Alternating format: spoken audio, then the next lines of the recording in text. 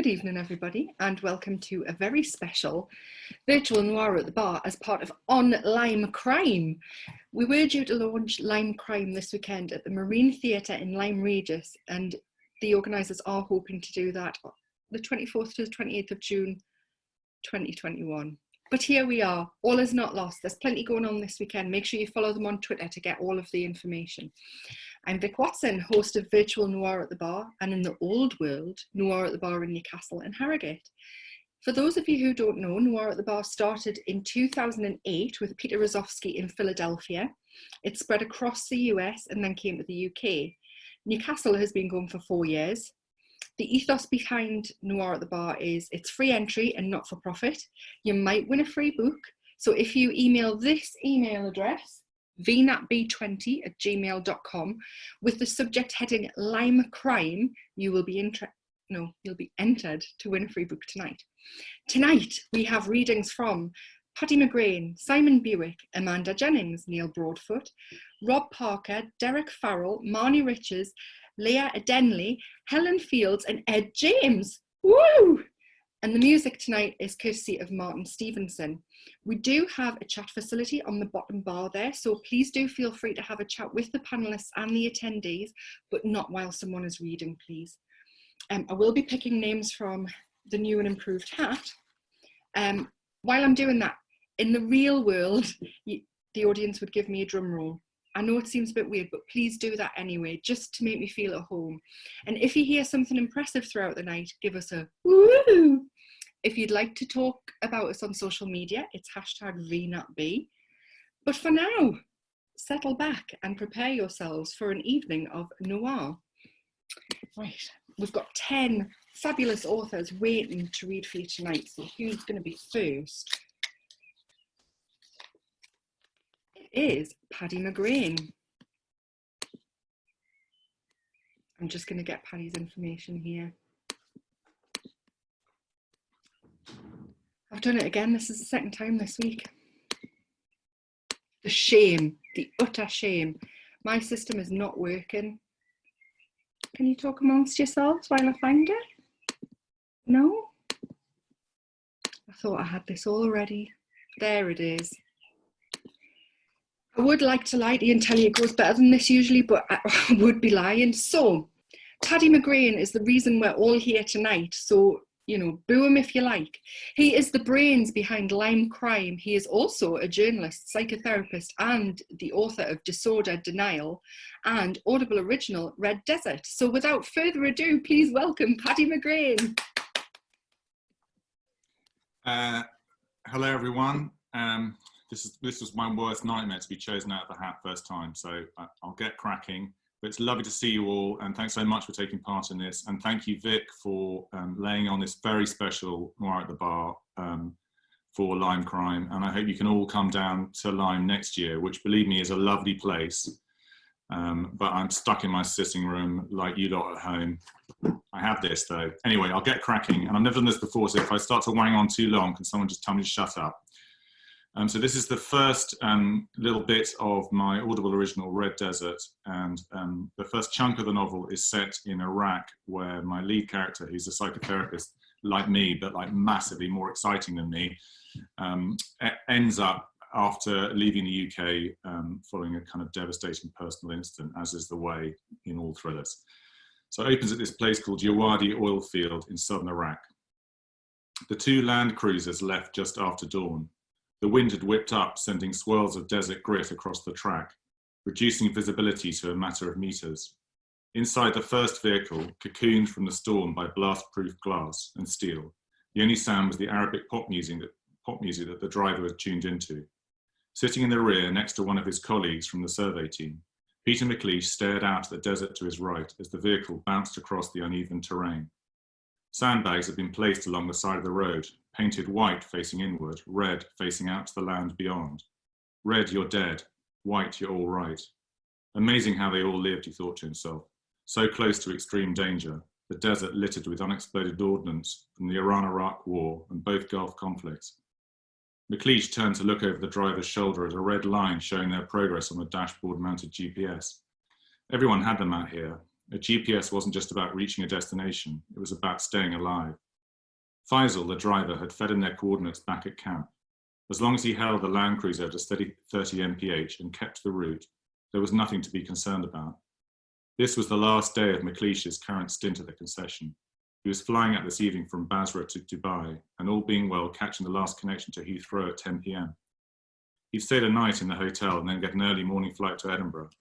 At the thought of heading home, he pulled his wallet from an inside pocket and glanced at the photo displayed inside of his wife and 2 young sons. A smile spread across his face. Not long now. The storm had picked up, the view from the window swallowed up by a cloud of grit. In another industry, the morning's work would have been called off, but this was oil. The company was contracted to maintain an output of 400,000 barrels a day. Their work here was a small but essential part of that operation. They were heading towards an area southwest of the camp to stake out the position of a new environmental lab to be built in the next month. It was the second attempt, and McLeish felt his stomach tighten as he remembered the first. He'd never met the man who died at the site. He'd been on leave at the time, but this morning McLeish felt his ghost in the vehicle. "Hey, Faisal," barked the man sitting next to the driver. "Slow down, you can't see a thing." Faisal lifted his right hand from the wheel and raised it in a placatory gesture. He pointed to the GPS and the red line they were following. "All good, Mr. Young." Young was part of their security detail. The Land Cruiser behind contained 2 more contractors. "All not good," Faisal replied. Young. "You're driving too fast. If a camel crosses the road, we're dead." Faisal chuckled. "No camel here, Mr. Young. Just do as you're told and slow down." McLeish sighed quietly to himself. One more day, and then he'd be far away. Faisal began to ease off the accelerator. As he did, he reached down with his right hand to tap the vehicle's touchscreen control panel. The Arabic pop changed to a rock channel, then a talk show. "Please," muttered Young, gazing down at Faisal's hand, "would you leave the radio alone and keep your eyes on the road?" McLeish was looking ahead and noticed through the eddies of dust a dark shape. Some trick of the light? How far from the vehicle was it? "What's that?" The others all looked up at the others all looked up at the same time. Before they knew it, the shape, a figure dressed in long flowing robes, was in front of the vehicle. Faisal yanked the steering wheel hard to the right and the Land Cruiser veered off the track. McLeish felt the violent lurch, the seatbelt slicing into his chest. There was a split second between the moment the front right wheel of the vehicle struck the anti-tank mine and the explosion. Not that any of them noticed. The Toyota, though reinforced, was no match for the explosives, which exerted such a force on the 4x4 that McLeish's neck was snapped like a dry twig, killing him instantly as shrapnel exploded into the interior, shredding everything in its path. The explosion wrenched Tom from a shallow sleep. He'd been kept awake late into the night, the hum of the fridge and aircon unit allowing the demons in his head to roam freely. He was in Iraq, a place that for most conjured images of bloody wars and terrorism. He might have been here for a good reason, but still, the country was not exactly a dream destination. "Psychotherapists sought for field work" was the line that had caught his eye all those months ago while leafing through a therapy journal. That and the salary offered for a month's contract, which was more than most shrinks made in 4 years. Tom climbed out of his bed to draw his blackout curtains. Intense light invaded the room and he blinked rapidly before he was able to take in the scene outside. Ahead was another row of sand-coloured steel cabins just like his. Between a gap, he saw the perimeter wall in the distance, 4 meters of concrete topped with razor wire. If it was an explosion that had woken him, there were no clues out there, no plume of black smoke rising in the air. And with no sirens gathering strength either, Tom wondered whether he'd imagined it, dreamt it. Had his wired state turned an innocuous noise into something more sinister? Groggy, he returned to his bed, aware that he didn't need to show for work till 7 a.m. on his first day, still well over an hour away. There were other noises now. The camp was waking up around him, distant shouts, vehicle engines in the main square. After his 3 interviews in London and successful appointment, he'd somehow managed to compartmentalise that blood-drenched version of Iraq. The job, he was repeatedly told, was located in a comparatively safe area in the north, a place far removed from the tensions of the capital. The area was heavily policed. It was the country's largest source of income after all, and he would be based in camp well away from the hazards of the field. But when he'd arrived late the previous day, the delusion he'd built in his head was rudely shattered. He'd queued at Basra International Airport for 3 hours before the official letter of introduction he'd been issued by the oil company was turned into a visa. He then negotiated another torturous queue for passport control and customs. Finally, he emerged from the terminal to be bussed to a dusty, rubbish-strewn zone outside the airport perimeter, where he was met by 2 Land Cruisers and a personal security detail. The 4x4s had small, pokey windows and escape hatches in the rear and roof. They drove over a potholed road and out onto a highway into desert far removed from the vision of undulated sound he'd pictured. This landscape was flat, rocky, and without end, dotted with small, scrubby plants and the orange flames of degassing stations, black smoke trails curling into the sky. To one side, he saw a huge garbage tip. Smoke from multiple fires drifted across the highway. The man seated next to the driver turned the aircon off. The car quickly started to heat up. Minutes later, as Tom's armpits began to prickle with sweat, the cool air was flicked back on. His nostrils caught a fleeting, acrid note of the smell they'd shut out. He knew he was tired, dislocated, but Tom hadn't been able to shake the feeling that he was being ferried to hell. And now he was convinced he'd heard an explosion. He got out of bed, climbed over the stack of water bottles stashed in his room in the event of a lockdown, and stepped into the small shower room, remembering to pull the door shut behind him. The steam, so the rule book on his desk stated, was liable to set off the smoke alarm, resulting in the entire camp having to assemble in the main hall. There were a lot of rules spinning around Tom's head as the water trickled over his body. He'd come from a week in Dubai where he spent every day learning the personal security detail drills that would keep him safe. That journey from the airport reminded him of how his group had been taken to the desert one afternoon for evacuation practice, which involved crawling out of the escape hatch of a Land Cruiser and sprinting a short distance from the vehicle. After his shower, Tom studied the map that came with the welcome pack and rulebook. The canteen was just across the square from his cabin and a couple of blocks along from his new workplace, the medical centre. Right now, the prospect of facing so many people over breakfast was too much. He needed to get his head together, become the switched-on psychotherapist who'd successfully interviewed for the job, not some twitchy, sleep-deprived flake. It was all about money. That's what he told them at the interview, that his private practice simply wasn't making enough. When pressed, he'd explained that personal matters had dragged him away from work. He'd lost clients and not had the time to follow up fresh inquiries. But what Tom had not told them was that had he really wanted to, he could have rebuilt his practice. He had a good reputation and no shortage of potential clients. The truth was he didn't want to start again. For reasons he was unwilling to explain to a panel of strangers, he wanted to get far, far away from his counselling room and home and all the memories contained in that space. Iraq seemed the perfect solution. But despite achieving his goal, Tom knew he could never truly escape. Wherever he looked, he saw her face. He moved to the door, ready for his first day. As he turned the handle, the memory of his arrival and the morning's explosion resurfaced, and Tom couldn't dislodge the thought that in his desire to flee London, he'd somehow made a terrible mistake. And that's me. Thank you so much for starting us off, Paddy. I hope the nerves abated. You had no need to be nervous. I'm free now. Whee! Folks, just a reminder, there's a Q&A button on the bottom, so if you have any questions for the authors tonight, please feel free to drop a question in there. Also, because we have an early entry tonight, we have a quote of the week poll that goes on. And first entry is, if I wang on too long, Paddy Magrane. So, you know, if you hear anything you like, pop it in the chat. I'll make a note of it and then we'll have a vote at the end, all right? Next up is Leye Adenle. Leye is the author of Easy Motion Tourist, When Trouble Sleeps and The Beautiful Side of the Moon. He's currently working on 2 new books simultaneously. Why? I mean, that's my question for you, Leye. Why? But I look forward to you telling me. Leye is a Nigerian living in London, and when he's not writing, he's coaching or seeking new coaching clients. He's a professional business and personal coach, can help you with anything you want to achieve, anything you want to figure out, or any situation you are currently going through, including finishing that damn novel. Leye, you and me need to have a chat later on. But without further ado, please welcome Leye Adenle.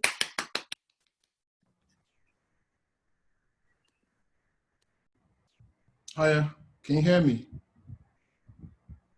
Yeah, so I'm serious about the coaching thing, right? So I charge very reasonable prices if you need a coach. And I was going to read from my work in progress. However, I don't know if we have children listening to this, so I'll read from my second to last book published. And this is a book that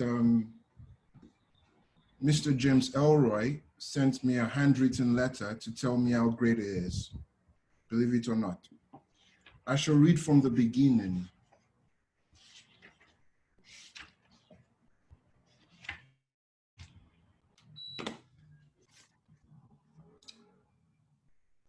Have you ever been on a private jet? Chief Adil Douglas stretched his hand over Titi's shoulder in the back of the Mercedes S-Class. Titi shook her head. You will experience it today, he said. Titi curled her feet up underneath her, careful not to scratch the black leather with the heels of her monoblonic sandals, and she folded her body into his arms. She looked up at his face. Is that a surprise? No, I've got an even bigger surprise for you. Where are we going? Should I have brought my passport? We're going to Abuja, to the villa. Titi unfolded herself. To Aso Rock? Yes, I am meeting with Mr. President himself. Wow, I will meet the president, Douglas laughed. No, my dear, I will meet the president. You will wait for me in the presidential suite of Transcorp Hilton. Is that a surprise? No, baby. He pulled her back onto his chest and stroked her arm. It's a big surprise. Police officers at the gate stood aside and saluted as the limousine drove past them into the ExecuJet's secluded ramp close to the private wing of Murtala Mohammed International Airport. Agents of the Department of State Services, who had been riding ahead in a Ford Explorer SUV, jogged alongside the Mercedes, holding their Israeli TAR-21 assault rifles in both hands, butt stock to the shoulder and muzzle tilted to the ground. The limousine stopped close to the upturned wing tip of an Embraer Phenom 300. An agent scanned the shimmering tarmac littered with private jets before opening the chief's door. Douglas's white agbada billowed in the kerosene-laden wind as he pulled it over his head. Titi, in a black tunic dress, walked around the armored car to join him. The boot of the Mercedes opened and DSS agents fetched Douglas's briefcase and Titi's weekend bag. Just behind the cockpit, the aircraft's door began to open downward. Through her sunglasses, Titi watched as the door stopped its descent a few inches from the ground. She looked at Douglas. Can I take a picture? He smiled. Sure, so long as I am not in it. Titi turned her back to the aircraft, held her phone high in front of her and pouted. On the screen, she saw the pilot climbing down the stairs. Didn't you say your ex-boyfriend is a pilot? Douglas said. Titi's hand dropped to her side as she turned to look back at the pilot. The young man was standing by the steps with his hands held behind his back, his eyes hidden behind his aviators, and his head slightly tipped upwards. He stood still like a soldier. Douglas placed his hand on Titi's back. Let's go, he said. Her body resisted his push. Is anything the matter? He asked. Titi turned away from the pilot and looked up at Douglas. Is anything wrong? He asked again. She slowly shook her head. Okay, then let us go. I don't want to keep the president waiting. Douglas and Titi waited for a DSS agent who had carried their luggage onto the plane to descend the steps. Then, with his hand on her back, he ushered her in front. The pilot remained still. Wait, Douglas said. Titi stopped, her hand on the cold handrail.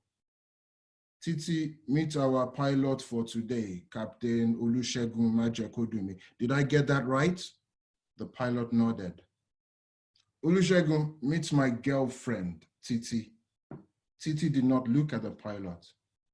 The pilot nodded, but did not look at Titi. They sat in the middle of the narrow cabin in beige leather seats facing each other. Neither spoke during the jet's takeoff and short climb.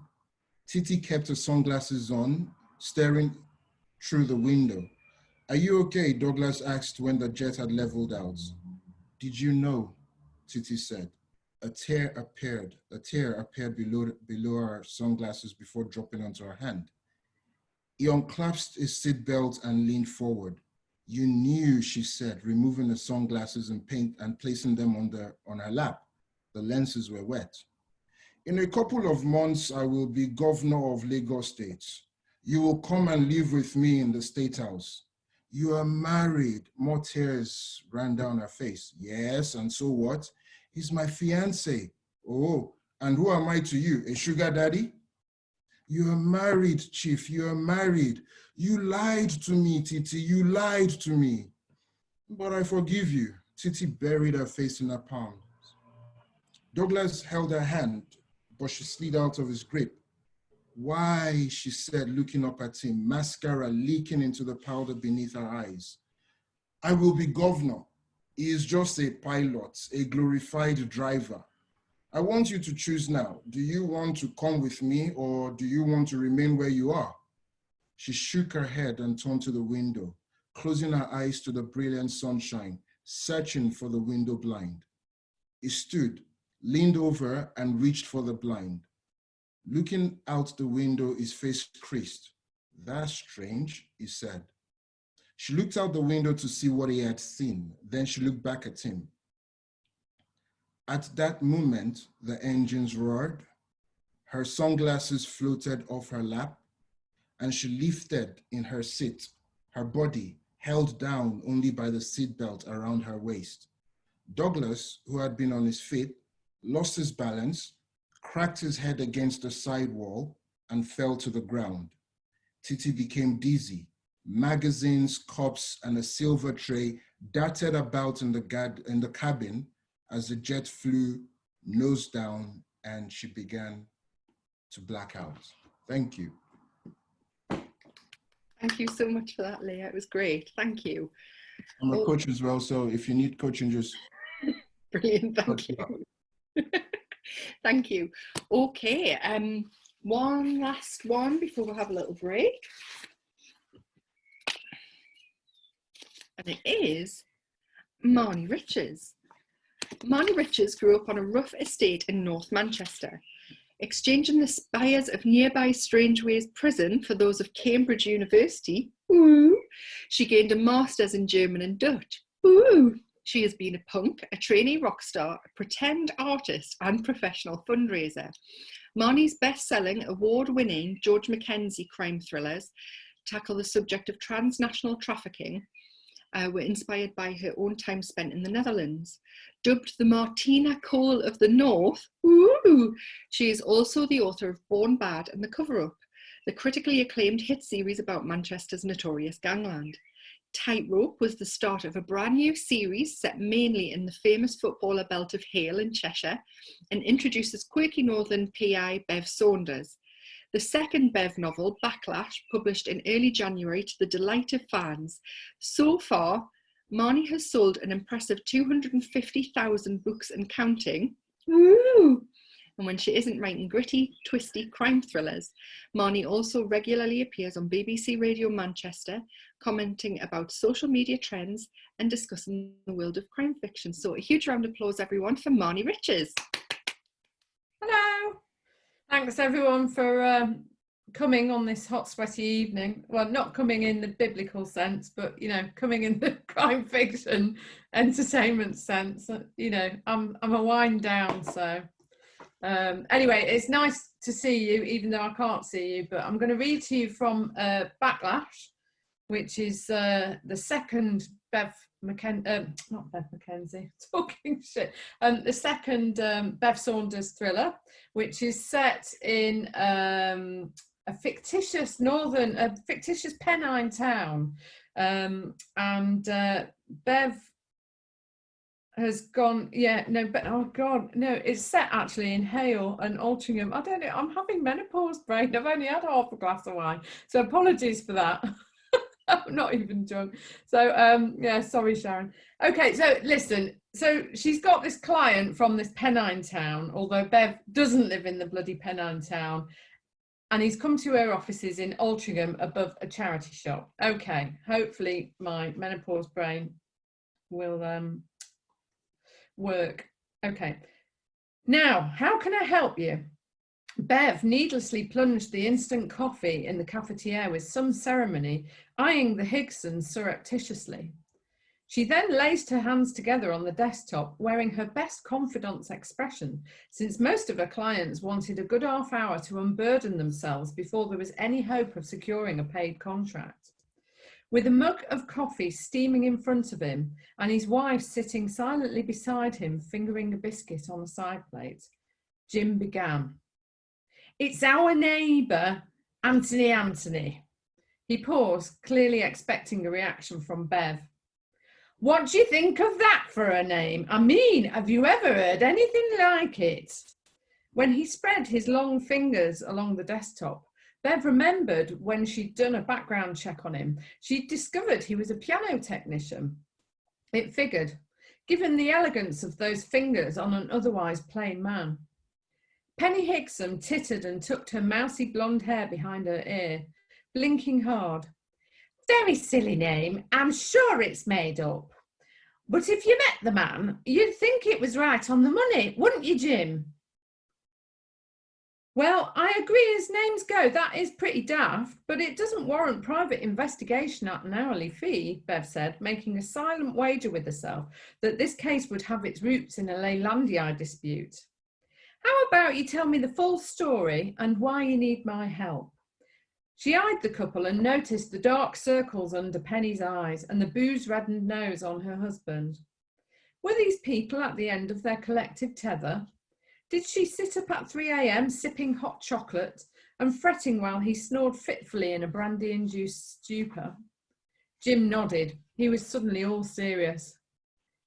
"He's giving us a dog's life, his two-tone. That's what his loutish mates call him. He has these parties till all hours. They're shouting and jeering and swearing. He's got one of those massive speaker systems like what you get at the Moss Side Carnival. Notting Hill and that. I've seen him on telly. All homemade subwoofers in wooden cabinets with bass cones the size of Texas. I know my music. Classical music, obviously. And I mean, can you imagine the racket? Pumping out rave music so that the pictures are falling off the walls. Falling off the walls like we're living by the runway at the blinking airport. You should see the rubbish all over the cul-de-sac after one of these parties too." "Oh yes, it's like the end of Glastonbury Festival," Penny said, "and he doesn't clean it up. Us other residents have to do it. And sometimes they have live bands and they're cavorting in his pool in that back garden of his, in the nip. The nip, I ask you. Like Sodom and Gomorrah. We live on a quiet cul-de-sac in a residential area, you know." "Very respectable," Penny chimed in. "Apart from Anthony, obviously. It's a little development of 10 exclusive executive homes. We were the second family to move there when it was first built in 1996. The problem is..." Jim leaned forwards, holding his wife back in a gesture that was both protective and domineering at the same time. "Problem is, he built the blinking development. Anthony, I mean." "So he's a builder," Bev said, scribbling in her notepad, whilst mentally patting herself on the back for having guessed correctly that a workman was involved, even if the connection was only tenuous. "No," Jim said, "a landscaper by trade."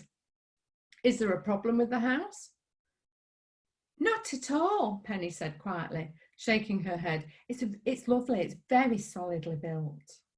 "Excellent pointing," Jim said, nodding. "My wife keeps the place like a show home, don't you, love? And you should see my workshop. But that's not why we're here. This man is a dangerous bully. Antisocial like." He tapped the desktop repeatedly.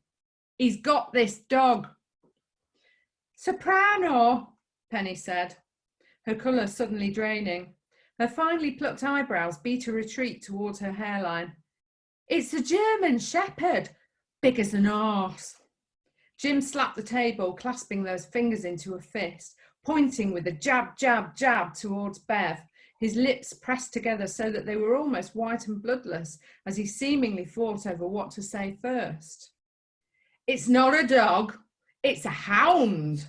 He hasn't got it trained, you know. It barks all day like a wolf." "Wolves howl," Bev thought, but she merely nodded. "Go on." It jumps the fence. I'm sure he's gored in it. It jumps the fence and he breathed in and out heavily through his nostrils, lowered his voice to an almost whisper. It goes toilet in me dahlias. Yes, Penny said. We've spoken to Mr. Anthony several times about the poo. We've got a tiny grandson, you see. He's into everything, so I'm worried about toxoplasma what's it. Though the situation sounded grim, Bev held her fingertips to her mouth, trying to hold the giggle inside as she imagined a giant German shepherd shitting in Jim Higson's undoubtedly pristine flower bed. Was all she could manage. But that's the least of it, Jim said. The parties are a nightmare. Both nodded. Bev wrote parties in her pad and gestured they should tell her more. I'm semi-retired, Jim said. I tune and refurbish pianos for the finest musical establishments. I do a lot of work at home in my workshop, and we like a quiet life, don't we, Penny? Penny nodded. Yes, I'm out a lot giving piano lessons. At least I get a break. But Jim's at home much of the day. I'm worried about all the stress he's under. Tell me more about the nature of these parties, Bev said, turning to Jim. Well, this two-tone twit calls them fundraisers. That's how he gets away with it. It's every blinking weekend, if not twice a week. Half of Little Marshwick descends on his house. Flashy cars and all that, you know the type. And as if the loud music isn't bad enough, they're riding up and down near my perimeter fence on quad bikes. I ask you. Yes, quad bikes, Penny corroborated. They chew up his lawn, but he doesn't seem to care. They make such a racket. It's just the two of us these days, now that the kids are grown up. It's very intimidating. Bev folded her arms and sighed. Neighbour disputes, the bullying of an ageing couple by a wide boy by the sounds. It was a familiar story. She could imagine her ex, Rob the Knob, doing exactly such a thing if he had a spine or friends. They're diving into his pool till 4 a.m, all the floodlights on, shouting and whooping, and the ladies half undressed. It's not respectable. Jim's shoulders started to heave, and Bev was surprised when tears welled in his sad blue eyes and spilled onto his ruddy cheeks. He opened and closed his mouth, cocking his head to the side and frowning as though it was a struggle to say anything at all. Finally, he managed, I'm at the end of my rope. Have you been to the police? Bev asked, pausing and taking notes. Penny nodded, smoothing her hand over her husband's shoulder. They won't touch it. They say there's no evidence. Police won't come out to a disturbance now, you know. They tell you to keep a noise diary and complaints at council. The couple of times they did come out because that heathen's guests had vandalised my greenhouse. And then one time the car keyed my car. Both times the party had been closed down well before the coppers got there. Convenient, eh? No way proving I wasn't lying. Same with the dog. Apparently a canine movement in a bag and some crushed dahlias isn't hard evidence of a crime. They told us to lodge a formal complaint with the dog warden.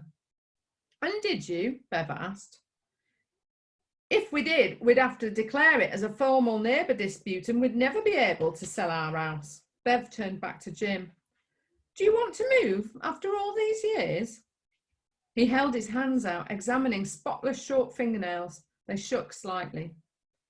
It might come to that if we can't prove what a nuisance he is and how he's ruining our lives. The last thing we want is to be driven out of our own home when I should be gearing up for a quiet retirement. But unless Anthony is forced to admit his behaviour is... He squeezed his eyes shut, his brow furrowed. Psychopathic, Penny finished. If we can put together something we can take to the police and our solicitor, we can get him to stop. In the meantime, he's claiming harassment. Oh, Bev said. So he's saying you're the nuisance neighbours. They looked at one another and nodded. Apparently so. Where's the justice in that? Jim said. He's up to all sorts, if you ask me. He's got too much money to burn and he's a nasty type. But we're here because he's making our lives a misery. He's going to put me in an early grave. Can you help us? Bev narrowed her eyes, wondering if the Higsons could even afford the hours and hours of surveillance that this case would inevitably require. Then again, if she was ever to get a decent place where she could permanently accommodate her daughter Hope, she'd need every penny she could get. Let me speak to my digital research team. And there you go. That's the end of chapter 1. Thank you so much for that, Marnie. You can sit back and relax now. That's Yeah, sorry awesome. if it was long. Yeah. No, don't be silly. Sorry if I garbled. Hormones. Just enjoy that wine. I will. Bye. Thank you. Okay, we're actually going to go back to Leye now, and we'll have a couple of questions for him. The first one is from Danny Marshall.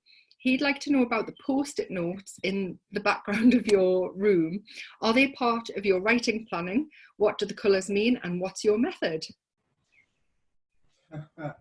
The post-its. Okay, so yeah, there's an entire book up on there. Mm-hmm.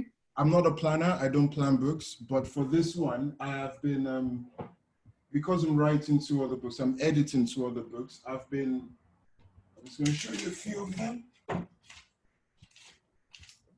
the title. So, it's a very funny book. It's about a writer. Oh shit, you shouldn't have asked this.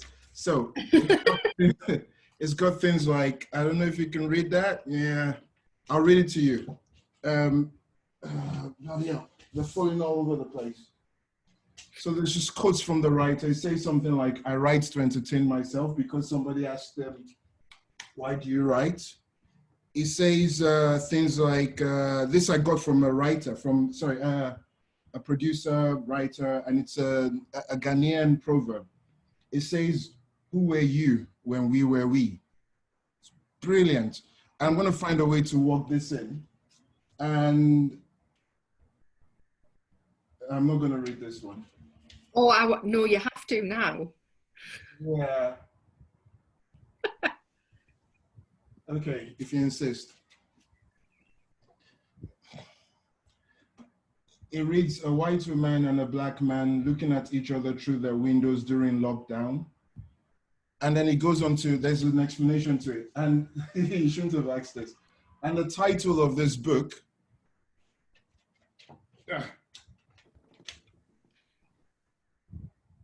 Interesting. I am token.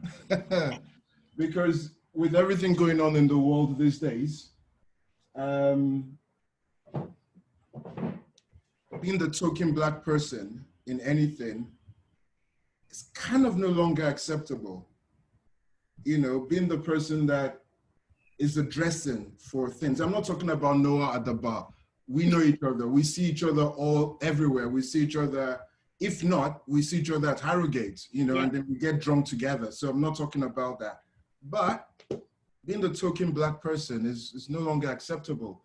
It used to be, well, yeah, I know these people, they're my friends, they're not like that, I'm gonna go. But these days it's not acceptable. So I'm writing this book. I'm hoping to write this book. It's different from anything I've put out there because there's no crime apart from the crime of racism. And it all starts with this writer, this old man who thinks is lost his wife and he was married to a white woman. He's got a grown-up white daughter, mixed daughter. And throughout lockdown, he sees this woman from across the window, this white lady. And he talks to his daughter on Skype about it, around Zoom, just like we are. Mm-hmm. And she's trying to convince him, look, enough time has passed, say hello to her, write your number on a piece of paper, put it there. And it's like, one of the lines it says, if I can find it, he says to her, you know, she's been trying to convince him to make a move. He says to her, but she's white. The daughter says to him, Dad, Mom was white. Mm-hmm. And then he says, but your mom is not like that, meaning she's not racist. And then she says, but Daddy, you found her. So it feels like a beautiful love story, doesn't it? Mm-hmm. It's not. If I ever get to write this book, it's a devastating book even for me to write, Yeah. because it's about my lived experience as a Black person in England, in the writing community, in the world, you know, and if not for my pre-existing condition, I'll be out there rioting. My pre-existing condition is I am Black and I'm old, you know, but all I'm saying is, in fact, it's not rioting. I'll be protesting racism, you know, and I'm sorry, but I don't get people who are against the Black Lives Matter protest, because we're protesting racism. Are you saying you are for racism? Yeah. See, I'm sorry, that question shouldn't have been asked.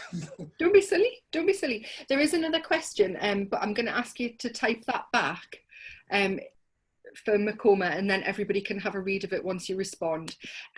Thank you so much for that. Okay, so guys, if you do want a Noir at the Bar t-shirt, we're taking orders now, or we're getting expressions of interest. Email us on that email address with the subject t-shirt. We're going to go to a break now. There's a little quiz for you to do, and then we'll be back with 4 more fantastic authors. Thank you.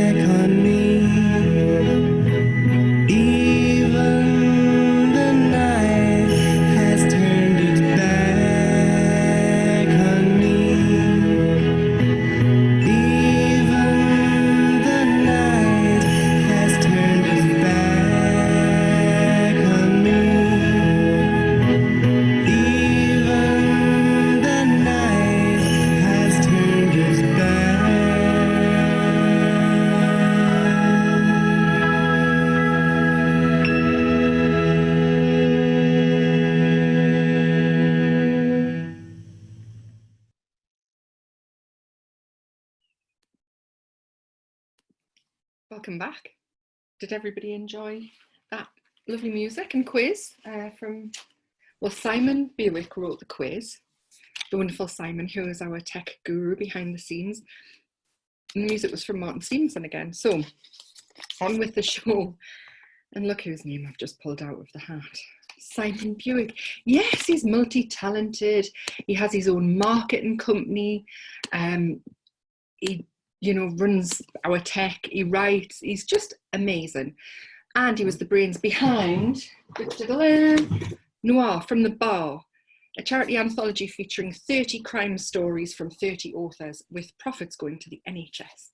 So, Simon Bewick is the author of 4 story collections, including YA and adult horror, short screenplays, and previously published crime and mystery shorts compiled into You Could Make a Killing. He's also the author of Random Inflammatory Tweets. I'm only laughing because I know this to be true. One of which earned him a review claiming him to be the worst author on Amazon. The first time he has been #1 in anything. In his spare time, of which Simon has none at the moment because we're keeping him very busy with VNATB, he twiddles a few buttons at Virtual Noir at the Bar and publishes charity fundraising anthologies consisting of stories. He says this is not my words, better than his own. So everybody, Simon Bewick. Hello. So I will be reading from my story from Noir from the Bar tonight. Just a note to say, when we put this together, we try to classify the stories into different areas. So we have the long drinks, which are the longer short stories. We have the short drinks, which are the shorter short stories. We have the international selection from authors who contributed stories from around the world. We have the drop of the hard stuff, which are the grittier stories. And then we have the stories, the drinks with a twist. And my story falls into that category. So I'm just going to read you a little bit from a story called One for My Baby. Despite the fading camera stickers in the window proclaiming it a home to real ale, I doubt the fire station would feature in many best pub guides. I can't see any reason for the name. Externally, it looks like a typical Pebble-60s build. Internally, as I enter on a cold Saturday night in February, I can't see any firefighting memorabilia or pictures of relevance on the walls. What I see is a bog-standard, frayed at the seams, edge-of-town pub, consisting of a saloon bar and a lounge, neither one better than the other, I'm sure. What I also see is an empty pool table, an unoccupied dartboard, and a fruit machine being fed, almost trance-like, by an old man who looks as if he needs a win on the machine or life. I see a dozen or so tables, only a quarter of them occupied, all by hard-faced, middle-aged patrons.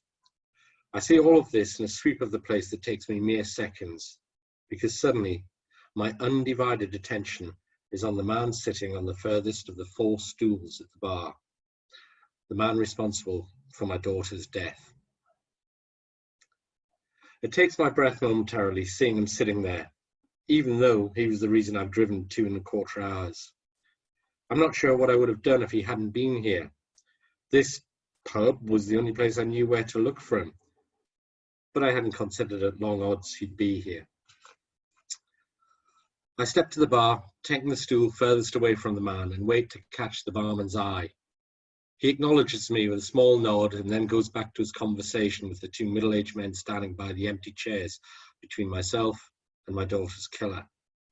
They're discussing that afternoon's football match which the local team have lost. The club manager apparently doesn't have a clue what he's doing. The club's problems solved in less than a minute, the 2 men take their beers over to the empty pool table, and the barman, the landlord, I'm guessing, given his lack of interest, lumbers over to me, his considerable belly arriving momentarily before the rest of them. He asks me what I'm having, and I lean slightly from my chair to examine the selection. I tell him a small Guinness will suffice. His sweaty brow furrows momentarily, and I know he doesn't get the punchline to the joke, because Lucy wasn't here to provide the setup. And even if she had been, he wouldn't have got it. No one ever got it on the odd occasion that we'd found ourselves together in a pub like this. What did we want? A Campari soda would do very nicely, my daughter would say. And when the invariable, sorry, love, came back, I'd ask for the Guinness, which would suffice. A stupid in-joke from one of many long-ago films I'd shown her at a completely inappropriate age. One of 100 throwaway lines we'd somehow developed into a secret father-daughter language that amused and annoyed my wife, her mother, in equal parts when we'd use them. I suppose you had to be there. And for 19 years, she was. As the landlord paused, I look across at the lone drinker at the end of the bar. He makes a full half of the drink in his glass disappear with one long swallow. He doesn't see me look. I get the impression I could have been inches from him and he wouldn't have noticed anything but his quest at hand. I know how important the drink is to Jeffrey Willis. I ask the barman if he's been busy as he puts the half-pint glass down in front of me and he shrugs. So. I get the impression the situation hasn't changed in years. He sees no reason to think that it's going to change any time in the future, and he doesn't care. I take the drink, hand over the money, and tell him to put the change in the charity box chained at the bottom of the beer pump. I glance at the front of it as he drops the coins in. The sound suggests it hadn't been used in a while. Acomb Feline Sanctuary. Lucy always loved cats. One of the two she'd had since kittens, Margot, is at home right now, no doubt taking advantage of my empty chair. The other, Jerry, is 6 months dead now, cat leukemia. Lucy had gone 12 months before Jerry, and from nothing as natural as a disease, 18 years old. Not too young for a fatal disease, of course, but too young to die, too much ahead of her. And all because of Jeffrey Willis, less than 10 feet away from me. I look straight ahead of me, sipping at the foul Guinness, and I think about Lucy. There hasn't been a day since her birth I haven't thought about her. Not one. The fire station is a local pub for local drinkers, that much is clear. There isn't anyone in under the age of 40. It isn't trying to attract a young crowd. It may be geographically at the edge of town centre, but ideologically it's a world away, and no number of blackboard offerings of 2 for 1 or house doubles is going to change that. A young crowd will not front load here, a term I learned from Jenny ahead of her 18th birthday when she explained their schedule for the evening. You know what to expect long before you walk in through the door, from the small car park with its cracked concrete and single wooden bench overlooking the main road heading into and out of town. For the passing motorist fancying a quick drink on their way home, or for that particular breed of Englishman, the older, middle-aged session drinker who's always fine to navigate their way home because it's only beer, the same sort of drinker who will tell you, if you have any indication to ask, that the car or the dog or whatever else can get home on autopilot. Jeffrey Willis knocks his empty pint glass on the counter, and the landlord, reticent in serving me, is already filling another for him, an almost Pavlovian response, appropriate considering the son of a bitch ringing the bell. I watch the process as I take a sip of my Guinness. I hate Guinness. I always have, despite the number of times over the years I drank one just to make Lucy smile at our little in-joke. The landlord places the fresh glass in front of Willis, taking back the dead one like casino dealer sweeping up discarded cards. The drunk pushes forward a small pile of coins, apparently pre-counted and arranged for the purpose. I count the collections, 7. I don't know how many had been there before I arrived. I wonder if he had a similar piles in front of him the night he made his way home and ultimately killed my daughter, or whether, back then, he just paid as he went, unsure of how many he was going to have. Whether on that night he thought just one more couldn't do any harm before heading for home. Or conjecture, of course. I only know 3 things as I watch him lift the lager with a trembling hand. 1, he hadn't made it home that night. 2, neither had my daughter. And 3, he's not going to make it home tonight. Not tonight, not ever again. Available now. Thank you for that, Simon. Excellent.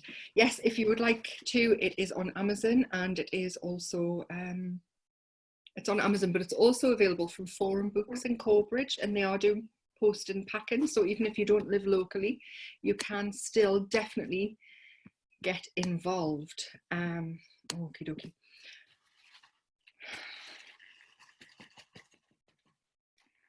So we are now going to be hearing from Helen Fields, all the way from California. Woo! Helen Fields is best known for her D.I. Callanack series of police procedurals set in Scotland, drawing on her career as a criminal barrister. Helen's also written a legal thriller as H.S. Chandler, and her next book will be a standalone with an American profiler as the protagonist. Her most recent book, Perfect Kill, has been longlisted for the Ian Fleming Steel Dagger Award. Woo! So everybody, Helen Fields.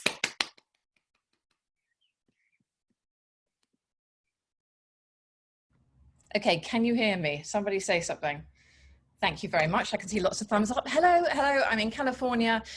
If this goes wrong, then don't blame me, blame my husband, because he's the media wizard. It's lovely to be part of this. Vic, thank you so much for inviting me. How fab. It's nice to see so many old friends and friendly faces amongst the weirdos who are writers, obviously. So hello to absolutely everyone. Thank you very much for letting me be a part of it. I'm going to do a reading, in fact, from the book that comes out next year that will be called The Shadow Man. And it is again set in Edinburgh. And it's about a man who has something called Cotard's syndrome, which is a syndrome, and a bit of a spoiler so that this makes sense, whereby the sufferer actually genuinely believes they're dead, otherwise known as walking corpse syndrome.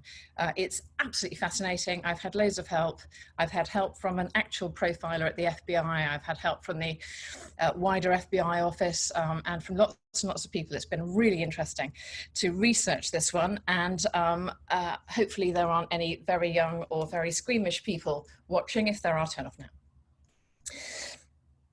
A sleeping woman, watched over by the stranger who had hidden for hours in the shadowed bay of her bedroom curtains. That's all there was to the scene. He was a spider, patient and unmoving, poised to drop and stun his prey. There was no malice to it, only need. The white sheet covering her body rose and fell with each breath in the oblivion of slumber. 3 steps forward and he could reach out and touch her, run his hands through her long dark hair, press the half moon of his fingernail into the dimple that punctuated her right cheek as she smiled. His arms would wrap around her frame perfectly. In his mind, he'd measured every part of her.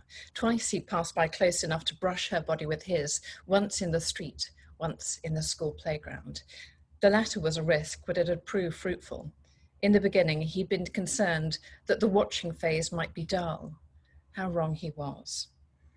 Familiarizing himself with the lives of the ones he'd chosen had become his oxygen as the rest of his world had started to fade. He ran appreciative fingers over the top of the dresser at his side. No dust, no sticky fingerprints from the children. Angela was all wife, mother, and homemaker. Her bedroom was the epitome of family. Photographs adorned the walls. A wedding more than a decade ago, with a bride leaning into the arms of her groom, her dress demure, hair pinned up with just a few curls left hanging, a promise for later that night, Fergus thought.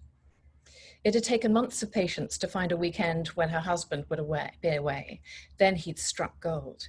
The man of the house had treated the children, a boy of 7 and a girl of 5, to a camping trip for the night, enjoying Edinburgh's idyllic August. The husband couldn't have realized, but the experience would be good practice. After tonight, he would be a single parent, unless he married again. Fergus couldn't imagine why anyone would try to replace Angela. She was everything. Each morning she walked her children to school, the boy racing ahead, sometimes on a scooter, while the girl held fast to her mother's hand. He liked to watch them all together. Angela's face wore an indelible smile when she was with her offspring. He'd never seen her looking tired or cross. In all the hours or the journeys he'd witnessed, she hadn't rolled her eyes, yawned, or snapped at them. In the photos on the bedroom walls, she was not just a parent, but utterly engaged in the act of parenting. He studied those pictures one last time, committing each to memory. There she was, hugging her son as he clutched some sports trophy. And there she was, laughing as she made cupcakes with her daughter, beaming with love. And there they were as a family on their bikes, pausing as a passerby took their photograph, defining togetherness. Fergus had been in that bedroom before. He'd taken pieces of her home with him, a silky soft shirt from the laundry basket, a lipstick from the handbag, nail clippings from her bathroom, still showing the colour of her toenail varnish. There was a whole section dedicated to her in his own bedroom, and a file. Paper, not digital. He was ill, not stupid. Computers could be hacked. The information he'd gathered was from the real world. Edging closer to the bed, he breathed in her scent. She'd bathed before slipping between the sheets. He'd been in the house long before that. Easier to allow her the reassurance of checking each window and door, believing that anything might do her harm was safely beyond the boundaries of her home. As she'd soaked in the steaming water, lavender bubbles caressing her skin, he'd made sure her curtains were drawn and taken the keys from the lock in the back door. No point taking chances. If she got spooked or surprised and ran, he couldn't allow her to exit the property. When all was secure, he'd sat outside her bathroom door and listened to her humming. He'd imagined her running the pale green flannel up and down her arms, her legs, between her breasts and around the back of her neck. He'd waited as she'd read the book he'd noticed on her bed, resting on a freshly laundered towel and dressing gown. Now, she was right in front of him. So much hard work had brought him to that moment. He almost couldn't bear for it to end, until he looked in the mirror. Hung on the end wall of the bedroom, opposite the window, it reflected Angela's pretty head on her pillow, and the man looming over her. While her hair was gleaming and vibrant, his harshly shaven mat was greying prematurely, thinning more than anyone in their late 30s should have to tolerate. His eyes were pale in the scant light that entered from a street lamp beyond the curtains, but he could still make out their watery blue, surrounded by creases of red on white. But it was his skin that told the real story, a greener shade of white, waxy, sallow, wanting. Fergus Arris was dying. However long he had left, there was insufficient time to achieve everything. Creeping around the end of the bed and slipping off his shoes, he slid his body weight gently onto the mattress. A smile flitted across Angela's face as his body joined hers. He fitted behind her like a puzzle piece. And she murmured as he slid his arm over her waist, pushing his face gently into her neck and breathing the scent of shampoo. She was so warm in his arms, so soft, destined for him. Then she woke, took a breath sharp enough to push Fergus's chest from her back, and every muscle in her body seized. She jolted, but he'd been ready for it. He squeezed his arm around her, dragging her backwards into him, snaking his free hand under her neck and over her mouth. "It's all right," he whispered. "Angela, you have to trust me. I'm not here to hurt you." She tried kicking, going for his shins with her heels, but the sheet hampered the force of her movements, and Fergus shifted his right leg on top of both of hers. Her breath was hot and wet in his hand, and her head was a wild creature whipping left and right. He waited it out. There were no surprises. He played the scenario out in his head hundreds, maybe thousands of times. In his pocket was a handkerchief, and on it was a carefully measured dose of chloroform. There were things he wanted to do with Angela, and those things required her not to fight him. Fergus wanted her pristine. "Let it out," he said. "I know you're scared and confused, but I chose you." Angela heaved forward, rolling her mouth hard onto his fingers and biting down. Fergus tried to keep his grip on her, but his hand betrayed him. His fingers shot out and his wrist flicked backwards, giving Angela the space to bend her head towards, then smack it backwards into Fergus's face, the rear of her skull, a true weapon, splitting Fergus's nose from between his eyes to below the bridge. The pillow became a mass of bloody hair.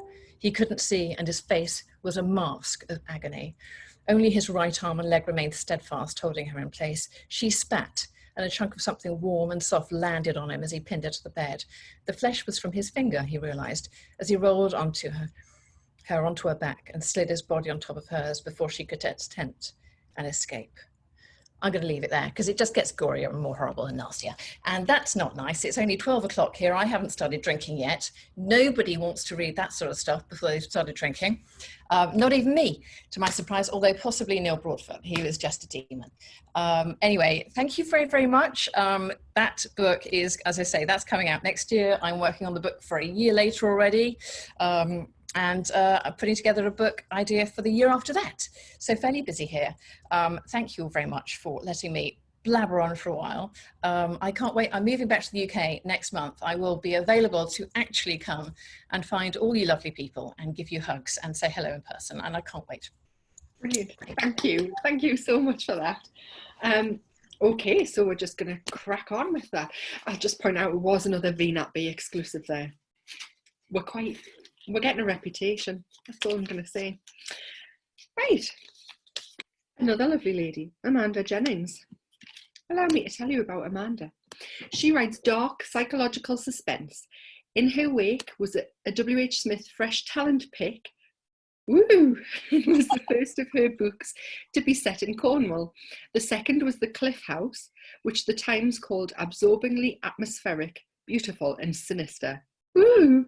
Amanda's fifth book and the third set in Cornwall is The Storm, which is published in July, which is next month. I was just trying to remember what month we're in. Does anyone else feel like that?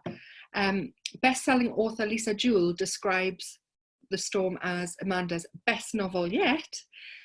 Amanda has 3 daughters, a menagerie of pets, and is currently writing her 6th book, which is set on Bodmin Moor. And I'm absolutely delighted to have Amanda with us tonight. So everybody, huge round of applause for Amanda Jennings.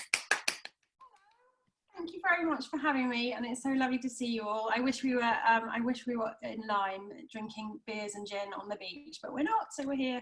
But it's lovely to see you all.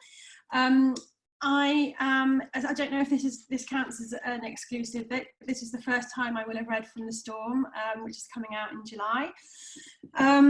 So I'm going to read. So basically, I'll tell you a little bit about the book, which is to the outside world, it looks as if Hannah has it all, with a beautiful house and a handsome husband who's a successful lawyer and a well-respected member of the community. But behind closed doors, it's anything but. Nathan, Hannah's husband, controls everything she does, from what she wears to what she cooks. He goes through her receipts with a fine-tooth comb and keeps her passport locked away and doesn't let her have a driver's license or a credit card. And The Storm looks at their relationship and asks the question, why does she stay? And to answer that question, looks back at a series of tragic events that snowball one night in the late 90s. Back in the fishing, this is where fishing noir. This is, you hear it from me, fishing noir. That's the thing for 2020. It's going to be all the rage. So in the fishing trawler in the 90s in Newlyn. And that was the night for her that everything changed. So I'll read the prologue and then a few pages of chapter 3 of Hannah's darker thoughts. Right. The chill December wind blows in gusts, turning drizzle to slivers of glass and scoring the sea with angry right slashes. A boat emerges through the dawn mist like a ghostly galleon. The man at the helm is still and rigid. He cuts the engine and the small vessel drifts into dock. He moves to the side of the boat and bends for a coil rope, which he throws over a bollard with ease. He pulls the rope tight and secures it at the cleat. His movements are sure, his features set in somber concentration. The man reaches down and takes hold of the boat's hose, and grim-faced he washes the deck down, all the surfaces, edges, crevices. He takes great care. He climbs out of the boat and begins to walk up the jetty, but he stops halfway and his head and shoulders slump forward like a marionette with snapped strings. For a few moments he is motionless, spent, his arms hanging limp at his sides, but then he rallies and straightens his back, forces himself along the gangway past the discarded fishing nets and stacked crates patched with algae and salt stains. Every step is heavy, with the air of a condemned man approaching the gallows. He thinks the port is deserted. He thinks he's alone, with only the waking seagulls and the echo of his laboured footsteps for company.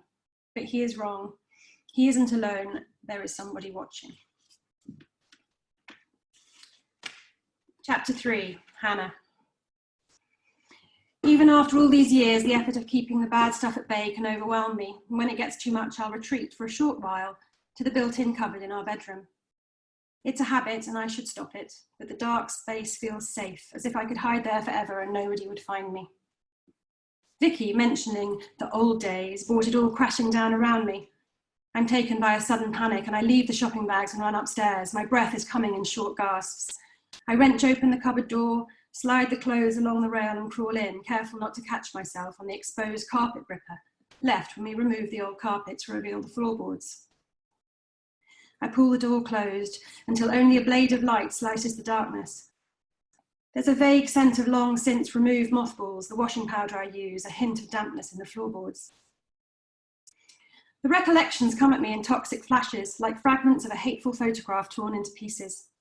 The burn of vodka on the back of my throat, Cam's simmering anger, the incomprehension in Nathan's eyes, Vicky's laugh, a shot of Sambuca lit with a green plastic lighter, the heat on my hand as I extinguish the flame, swill the glass, breathe in the hot fumes, drink, drink, drink. Don't blister your mouth. Who said that? Another shot, a new song on the jukebox, Blur, girls and boys, Vicky dancing, eyes closed, hands above her head. Where are you? So many people, faces blurred and names forgotten, pushing through their sweaty bodies, a sting of freezing drizzle and empty streets. Where are you? Footsteps, muffled voices, distant music from the pub, and disembodied laughter. Then come his eyes, staring, their shocked glassiness burning through the softest parts of me. Unspoken words. Everything has changed now. I see him in the water, his hair sways in the quiet like seaweed, skin ashen, mouth stretched wide in a frozen cry. Nausea spirals through me and I shake my head to dislodge the image, but it holds firm. I hit my hand against the floor and a sharp pain shoots up my arm. The nails on the gripper have torn into my skin. I stifle a cry and lift my hand to my mouth. The taste of blood creeps over my tongue. In the bathroom, I hold my finger beneath the tap until the blood stops streaking the water. I turn the tap off, then dry the cut and take a plaster from the cabinet. I apply it too tightly and my finger throbs angrily beneath. I close the cupboard door, straighten the bed covers, and plump the pillows. I scour the room for anything out of place. The air is hot and stuffy up here. I'd love to throw up the sash windows, but they are sealed shut with decades of repainting. Downstairs, I set about making our supper. Our kitchen is straight from the pages of a farmhouse-style feature in an interiors magazine with worn flagstones, a leather armchair with a tartan wool blanket draped over it. A collection of copper pans in different sizes hang over the oak baker's table. They get a polish every week on a Wednesday. Nathan likes things to look beautiful. He likes me to look beautiful. He tells me I am beautiful often.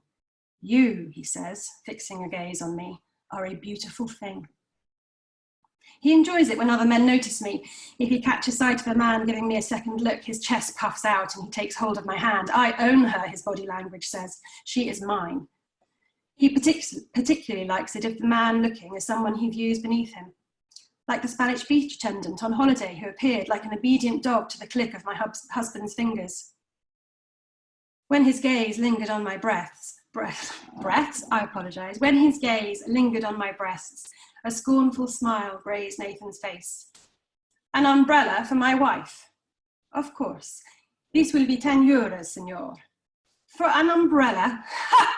You lot are bold as brass. The man gave a curt nod and smiled as he slipped Nathan's money into the pocket of his snow-white shorts. I watched him twisting the stake of the parasol into the sand and imagined, for one moment, he was driving it into my husband's head, straight through his eye, rotating it one way, then the next, until Nathan stopped moving and his blood ran in rivulets into the sand. When the man finished putting up the parasol, I thanked him. He smiled. De nada, bella signora. I'll stop for now. Thank you so much for listening. Sorry. Thank you very much for listening. That's very sweet of you. And I haven't even really looked at that since I finished, so it feels quite weird to be reading. But thank you very much. It's been really lovely. Thank you so much for doing that. Another VNAP exclusive. If anyone tonight doesn't have an exclusive, I mean, really, why not? For a start. Right. Our final speaker of this part of the evening is Derek Farrell. Derek Farrell is the author of 5 Danny Bird mysteries, the most recent of which is Death of a Sinner. The books are contemporary crime novels centering around a grimy pub in South London, its staff and regulars, and focusing on the investigative endeavours of the pub's landlord, Southwark's very own Sherlock Holmes, and his aristocratic best friend, Lady Kaz. They've been described by Neil Broadfoot, who is also on the panel this evening, as having heart, humour and enough twist to give you whiplash, oof, by Chris McCrudden as like MC Beaton on MDMA, and by no less an expert than Monty Python's Eric Idle as quite fun. Derek is married and lives with his husband in West Sussex. They have no cats, dogs, goats or children, but they do have every Kylie Minogue record ever produced twice. So please give a huge round of applause to the lovely Derek Farrell. Hello, can you hear me? Yes. So hello. Yeah, normally I read from stuff like this, which is the latest Danny Bird, Death of a Sinner. But I think something's happened in lockdown and the stuff I've been writing has gotten slightly very darker. And so if it's okay with you all, I want to read a couple of small pieces. The first one I want to read is a section from the short story which I have in Noir from the Bar. That story is called The Return. There is a thread running through it. There's a pub in it as well. Everything I write has to have a pub in it. I don't know why. But I'll start with that. A deserted 237 bus crawls past on Goldhawk Road, the windscreen wipers slashing wildly at the drizzle I'm hiding from in this doorway, and I watch a couple of familiar faces stand up to press the stop button.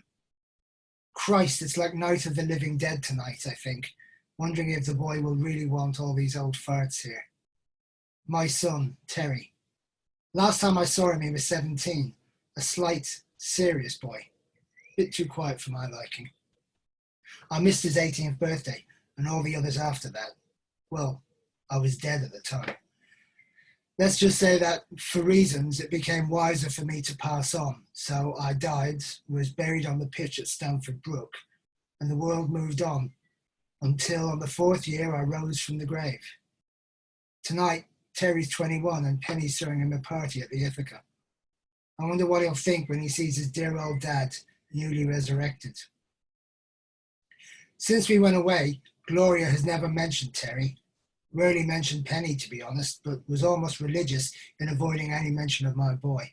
It was like taking me away from my wife was fair game, but breaking the bond between father and son was something not to be spoken of, though, to be honest, there was never that much of a bond. I had my work, there was the pub to run, and Penny seemed so determined to protect Terry from everything I did that she shielded him from me. By the time he hit his teens, quiet, studious, we were like two strangers who passed each other by in the kitchen from time to time. It didn't help, I suppose, that he knew about Gloria and made no secret of his disgust. I mean, everyone knew about Gloria. It's just that nobody ever said anything. She was half my age, a ball of energy and feelings. Everyone else around me, there was usually only one feeling, fear. But Gloria felt everything. And as Penny and I drifted apart, Gloria and I sort of drifted together. But she always knew that Penny and I were together forever. My wife and I swore a vow till death do us part, and Gloria was good with that. Gloria wanted me to stay in Cuba. Don't go back, she begged. Leave it, Tommy. Leave it all there. Stay here with me till the end. It pained me to hurt her, but there was no way she would have let me go without a noise. And a noise I could not have. I was careful. By the time they find her, I'll, one way or another, be past caring. I'm dying, you see, for real this time. And I'm not entirely sure they'll even be able to tie what's left of her back to me anyway, unlike Percy Dunn. I was, well, indiscreet seemed a small word to describe such life-changing stupidity. There was a man, one of my men, and a job, easy, free money. Walk in, pull the shooters, wave them about, point them at the cashiers, make as much noise as you can, panic's always good for ensuring compliance, bag the take and walk out. Only this guy, Freddie Boyce, fancied himself a hard man. Now let me be clear here.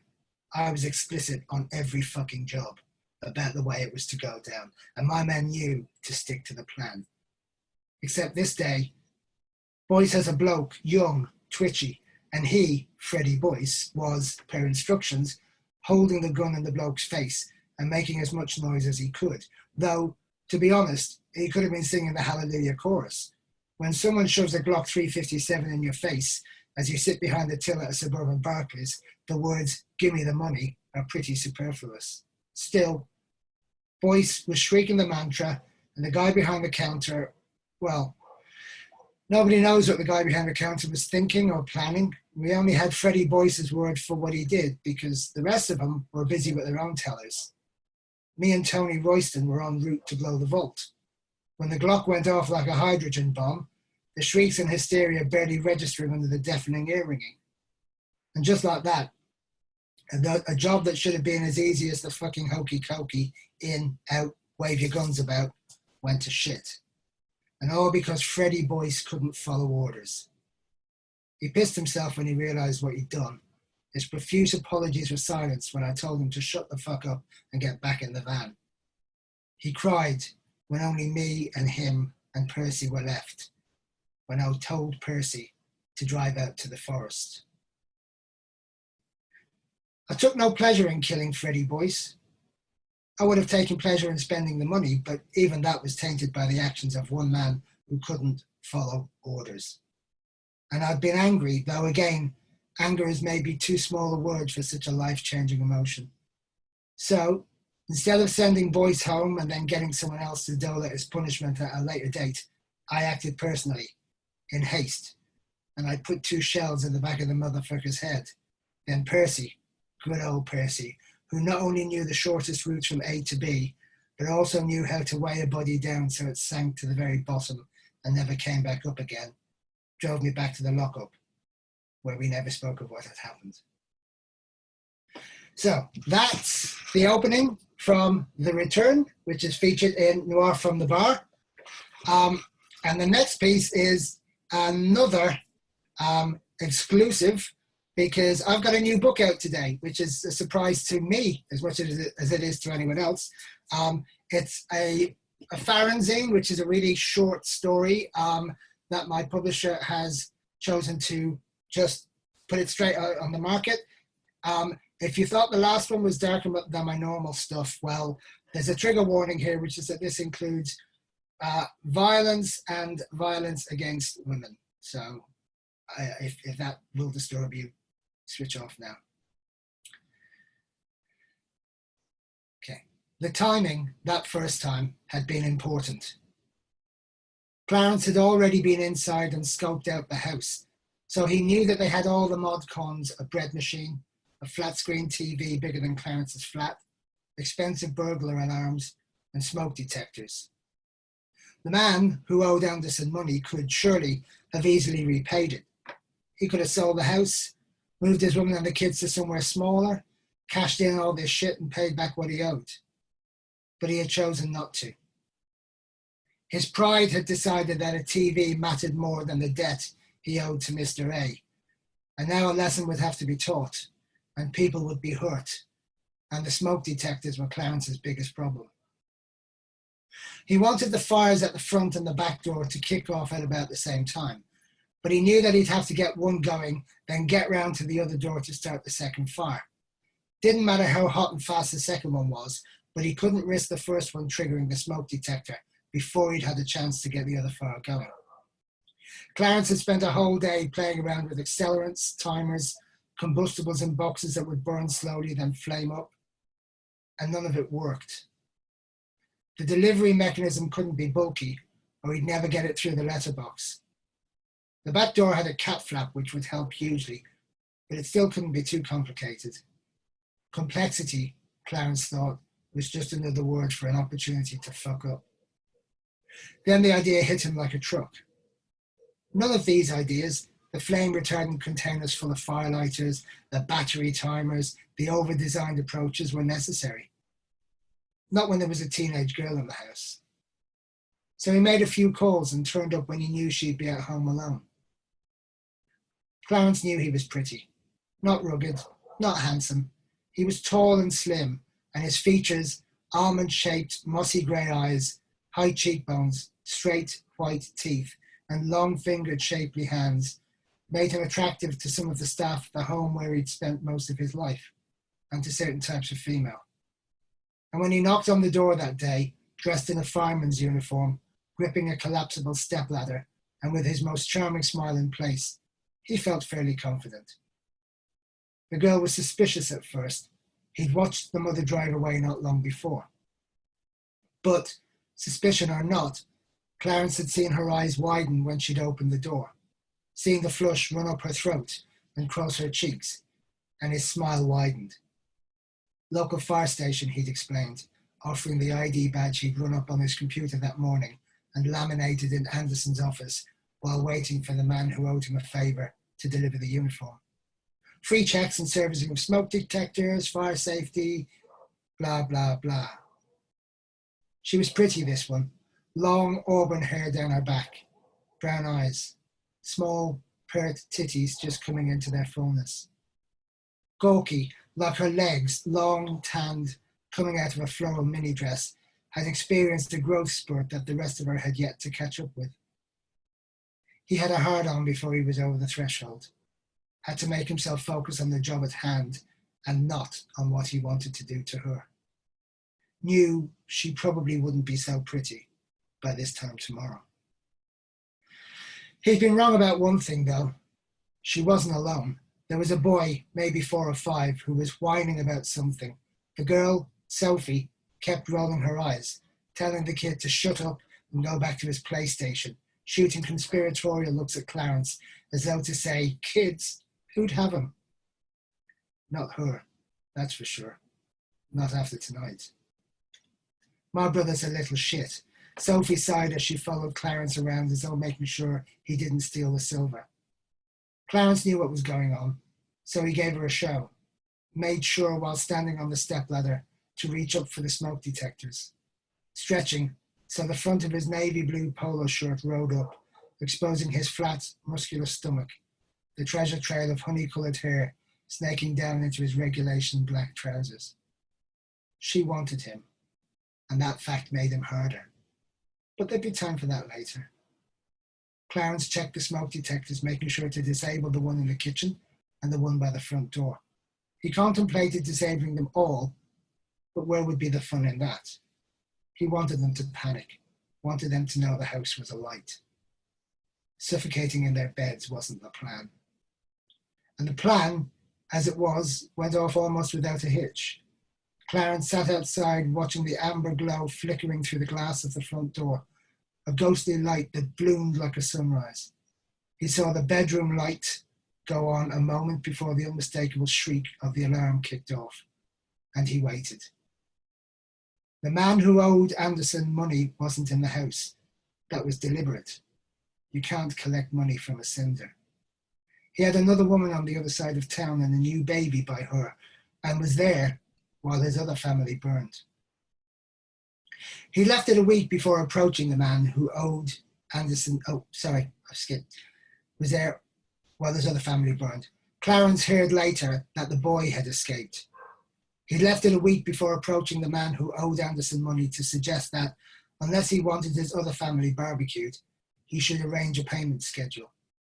But that night, after the bedroom light went on, after the smoke alarm went off, Clarence had driven to a bar on the opposite side of town and picked up a girl, young, gangly, long hair, more red than the auburn he'd have preferred.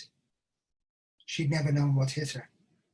They'd had a few drinks, gone for a bite to eat, and he suggested a nightcap back at his hotel, slipped the pills into her drink there. Clarence liked them young. He liked them helpless, liked to see their bodies unable to move, to watch them sometimes as they realized what was happening, and to whisper in their ears as consciousness collapsed what he was going to do to them. Thank you. Thank you for that, Derek. Okay, folks, don't forget to put your quote of the week in the chat. Tweet about us, email us, download our book. I'm reaching for the hat. I don't know why, because it's time for a break. So if you need to freshen up your drinks or yourselves, please feel free. But we do have a brilliant video.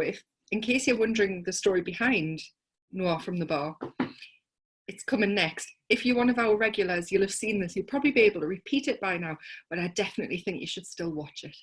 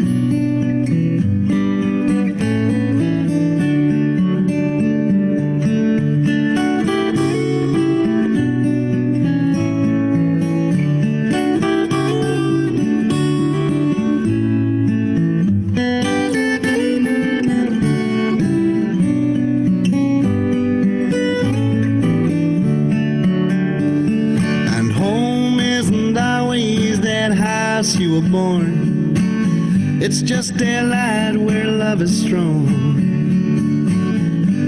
Everywhere fair and stranger always winds up home. Everywhere we wander, everywhere we wander, everywhere we wander, love will guide us home.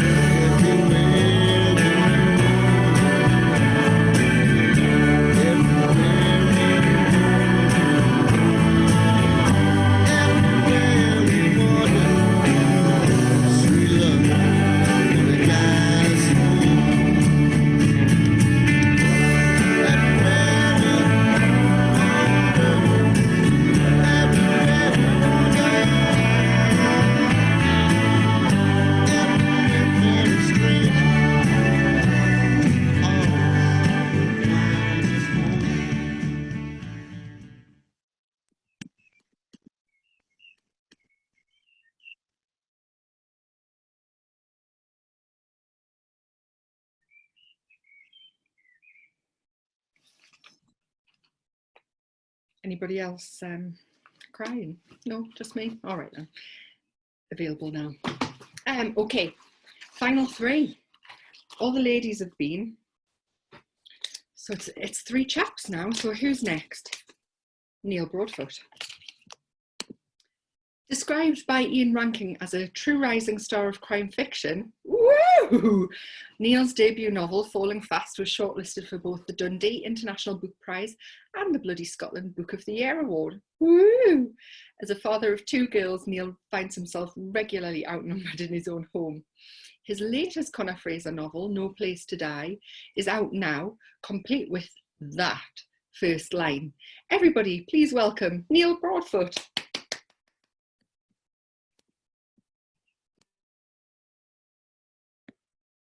Can everybody hear me now? Cool. Right. Bit of a change of plan. This has been bouncing back and forth all day, but since Vic wants her exclusives, I'm going to give her an exclusive. I was going to read something from Douglas Skelton, a very fine Scottish crime writer and one of the four blokes who has been helping out with the editing for Lyme Crime. But since Vic is an insatiable attention seeker and I'll get into trouble, and no, Helen, who's looking at me now, I am not reading that first line for you. People can go and read that themselves. Out now in paperback. I'm going to do the opening of the Point of No Return, which is out in September. Right. Free is a four-letter word. The thought strikes me suddenly, and I'm forced to swallow down the unexpected laughter that tickles the back of my throat like champagne bubbles. Laughter at this moment would draw attention. And what I need right now is dignified composure. So I strangle it, force my face to take on a neutral expression, nod at the appropriate times, cock my head when points are made. To the casual observer, I am somber, attentive, following proceedings intently. The truth is far simpler. I am fucking elated. Free, I am finally free. After 14 years of confinement, restraint and denial, I am finally free. Free again to hunt, to roam, to kill. The revelation sends dull sparks fizzing across my eyes, the colours of the day suddenly becoming hard, dazzling things that seem to leap out at me, as though the contrast in the world has suddenly been dialed all the way up. I feel as though I'm having an out-of-body experience, drifting untethered, disconnected, as bureaucracy grinds its way through seconds and minutes before finally, it's over and I'm released. I stagger out into the day, blinking like a newborn as cameras flash and questions are shouted. I put my arm out, wrap it around the person next to me, pull him close. I suppose it could be seen as a gesture of comfort, support. Honestly, I'm clinging on for dear life. Finally, the noise and chaos is behind us, and the world takes on its former soft focus. We walk silently, falling into step with each other, no words needing to be spoken. After all, we've had more than a decade to consider this day. What more needs to be said now? I am free, finally, free to choose where I want to go and what I want to do. And what I want to do is very, very simple. It's the same thing I've wanted to do for the last 14 years. A tingle of anticipation flashes from my stomach to my crotch at the thought. Free to do what I want. And where I want to do it is obvious. After all, they say home is where the heart is. And my heart has always been in Stirling. The sound of the mirror exploding filled the room. The noise as jagged as sharp as the shards of glass that hit the floor in an almost musical tinkle of static. So much, Conor Fraser thought, for a quiet assignment. He was in Stockbridge, one of the more gentrified areas of Edinburgh's new town. All granite buildings, leafy streets, artisan wine stores, exclusive restaurants, and, of course, boutique salons where hair could be cut, nails could be buffed, and appearances could be maintained. And the salon Conor stood in at the moment was one of the most exclusive. Linklaters was renowned for having the most discerning clients. Footballers, politicians, and even a few well-kent faces from TV were known to be shorn and groomed by Stuart Linklater and his wife, Audrey. They had appeared in style magazines, hosted a TV makeover show, embarrassingly called The Missing Linklaters, were regulars on the society pages and at all the best parties across central Scotland. All of which went part of the way to explaining why Stuart Linklater was now lunging towards Conor with a pair of scissors in his hand, perfectly bleached teeth almost glowing as he pulled his permatan features into a sneer. "Move, Conor, now," he hissed, a faint Highland burr replacing some of the menace in his voice, with a sing-song quality Conor almost found funny. I swear to fuck, I'm going to gut that cheating whore. Connor staggered forward a half step as Audrey slammed into his back, trying to get around him. Come on then, you fuck, she hissed as Connor stood his ground and pushed back. You think I'm scared of you? A sneer of laughter, as sharp and as cold as what was left of the shattered mirror. You're about as threatening as my last shite, Stuart, and it had more backbone. I only brought Connor here because Grant recommended him, but believe me, I don't need him to deal with a limp dick little shit like you. The moment the name had been uttered, Connor knew what was going to happen. Grant, as in Grant Lucas, one of the Linklaters' regular clients, a perfectly coiffed and manicured presenter on STV's late-night current affairs programme.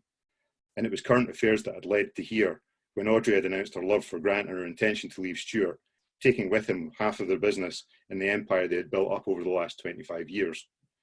All of this flashed across Connor's mind in the split second it took Stuart to react.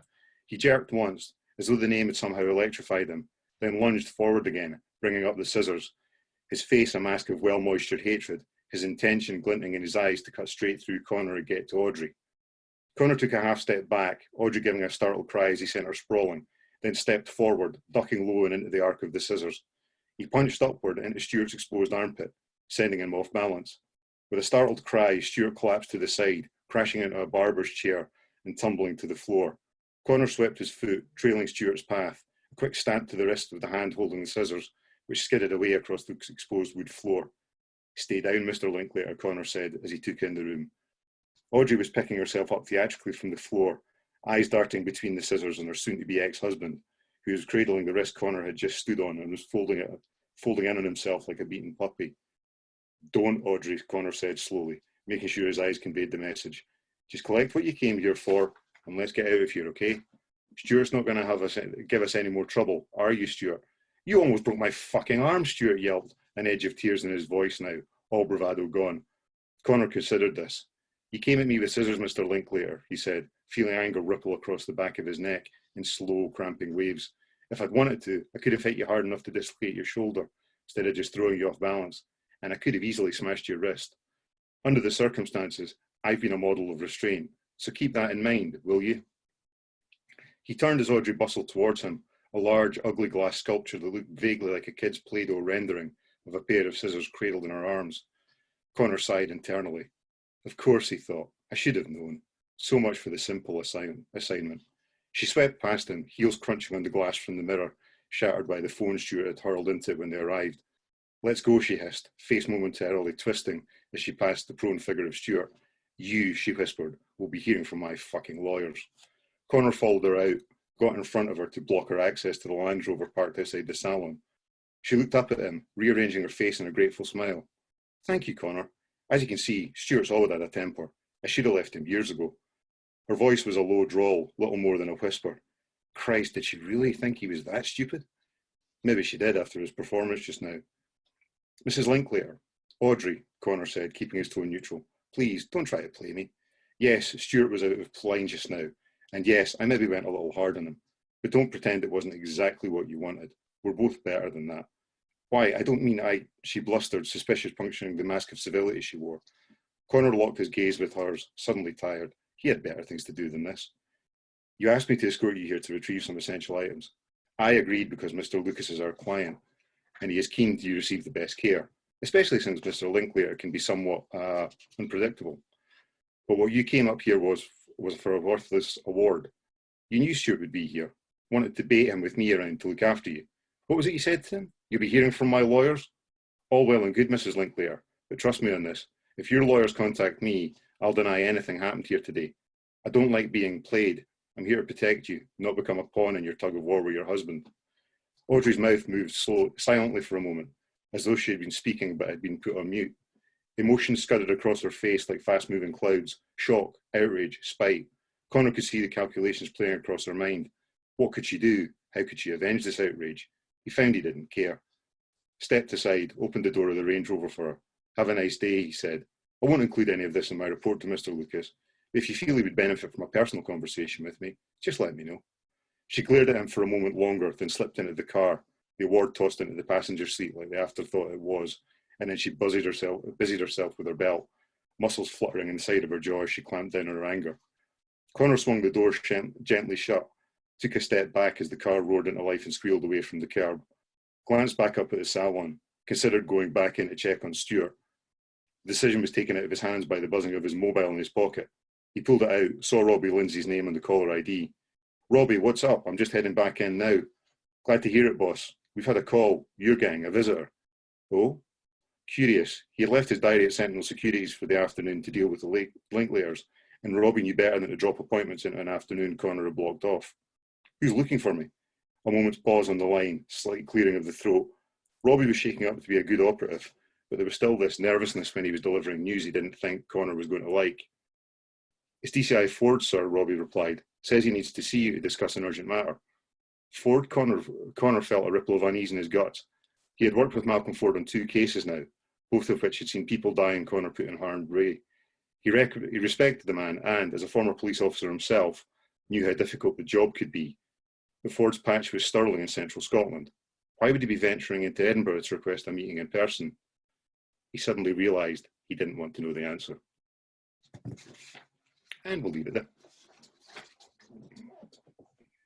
Thank you, Neil. Yet another VNAP exclusive. Okay, so we've got two writers left. Is it just me, or has tonight gone insanely quick? Our penultimate reader is Rob Parker. Rob Parker is a married father of 3 who lives in Warrington in the UK. He's the author of the Ben Bracken thrillers and Crook's Hollow, and enjoys a rural life on an old pig farm, now minus pigs. He writes horrible things between school runs. He's a full-time writer, attends various author events across the UK and boxes regularly for charity.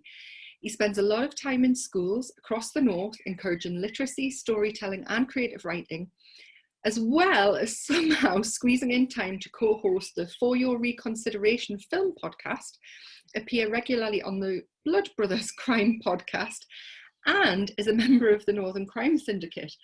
And actually, Rob is getting quite the reputation now for being at the after party till God knows what time on a Wednesday night after Virtual Noir at the bar. So everybody, his football team have just won the league for the first time in 30 years.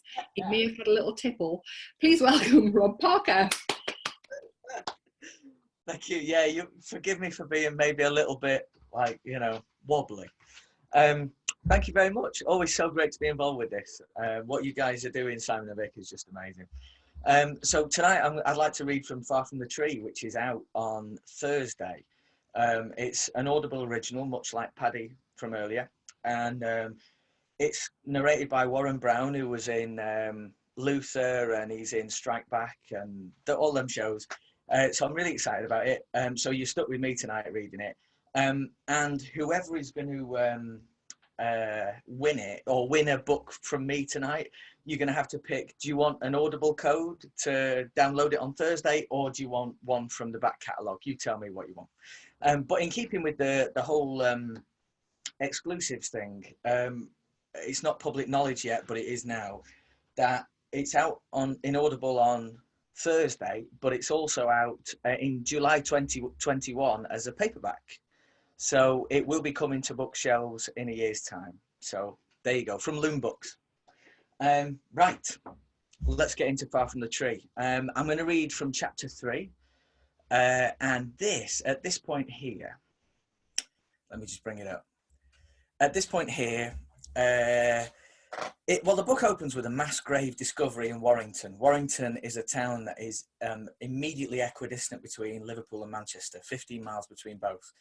And it suffers from a bit of an identity crisis because of that, because those two cities just couldn't be more difficult. And a mass grave's been discovered there, 27 bodies vacuum packed in plastic. And D.I. Foley and D.S. Madison are 2 completely green cops who are determined to run the case. And we pick things up when the first bodies arrive at the morgue. Okay.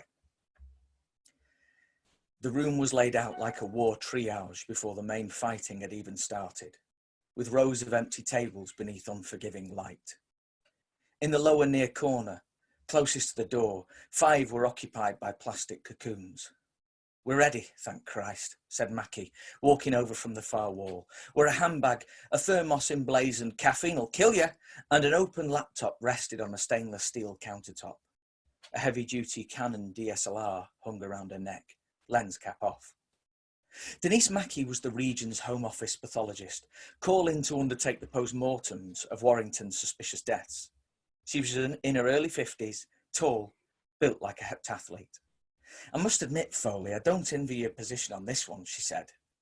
If you're going swimming, you'd be ready to get wet, right? He replied. Mackey smiled the least humorous smile possible and walked past them to the cadavers.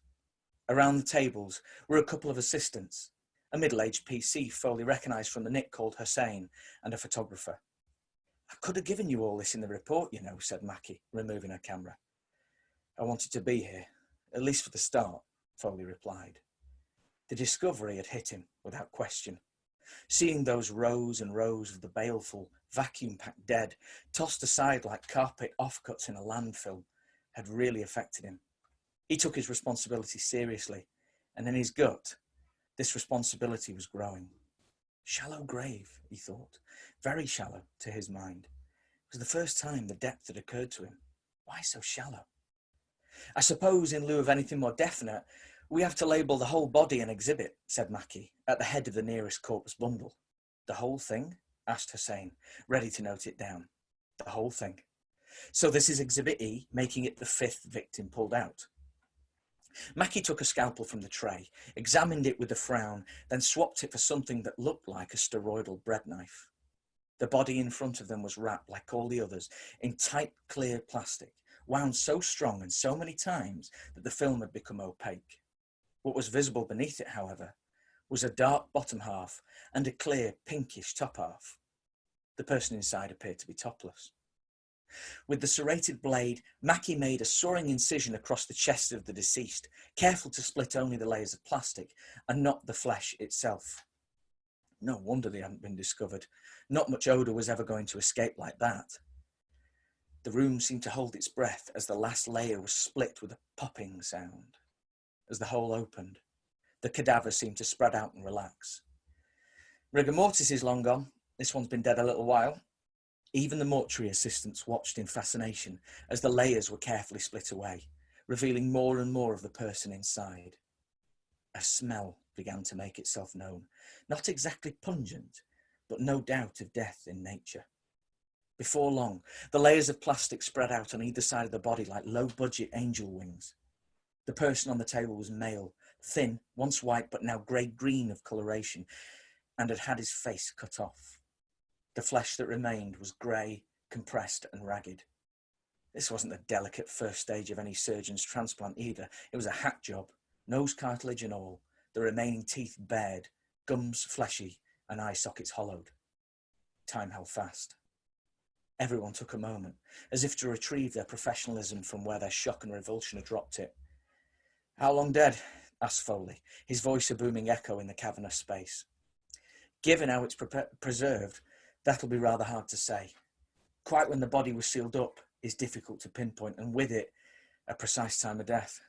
For the purposes of your investigation, I'd suggest it be both quicker and more accurate to find out when he went missing. No facial recognition algorithms are going to help here either, Madison said, transfixed by the shapeless mess that had once been the man's face. Foley thought fast and spoke faster. Before you open him up, can we do a quick spot check of discernible features? Better do it now when he's in one piece. It's a good idea, replied Mackey.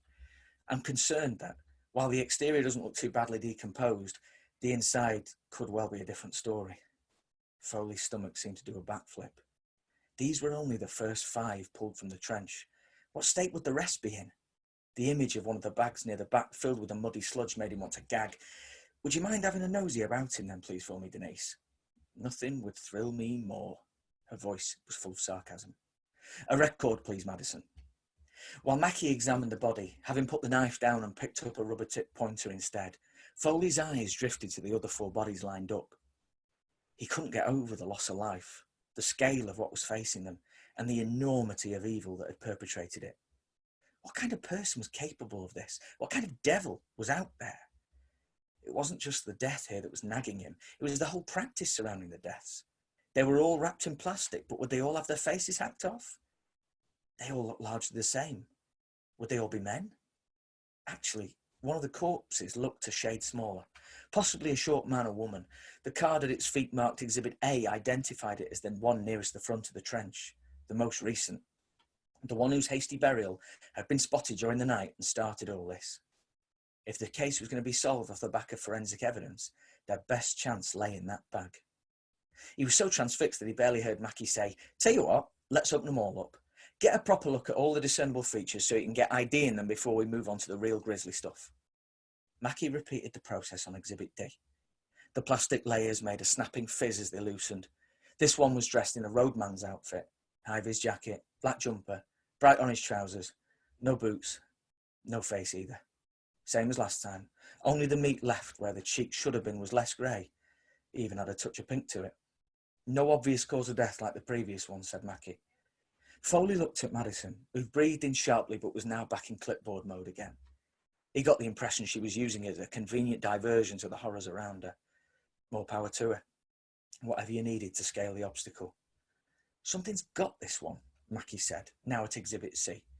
She used her pointer to direct her image specialist to a small frayed hole on what was left of the right collarbone of the corpse. Pictures were taken, the flash popping bright. Vermin? Asked Foley. Possibly there's dirt inside the plastic. Something got in.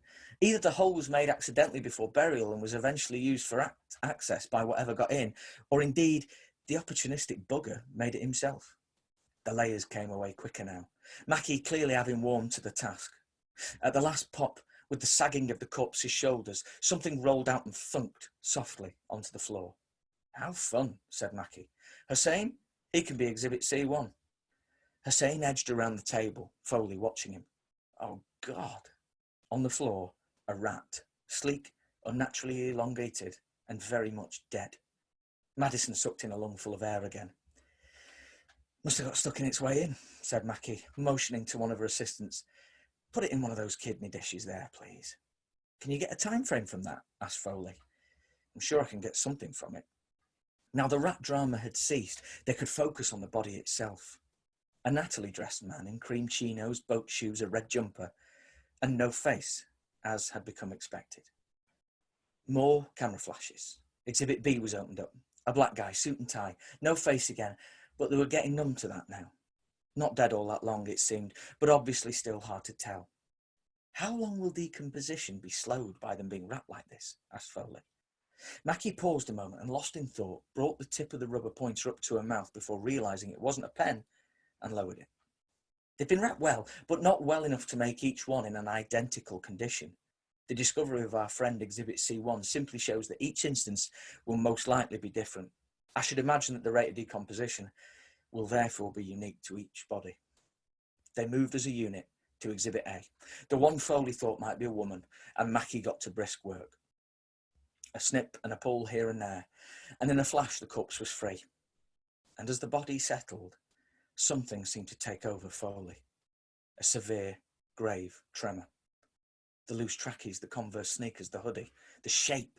This was no woman at all. Foley's chest seized. His blood seemed to stop there in his veins. Something was off.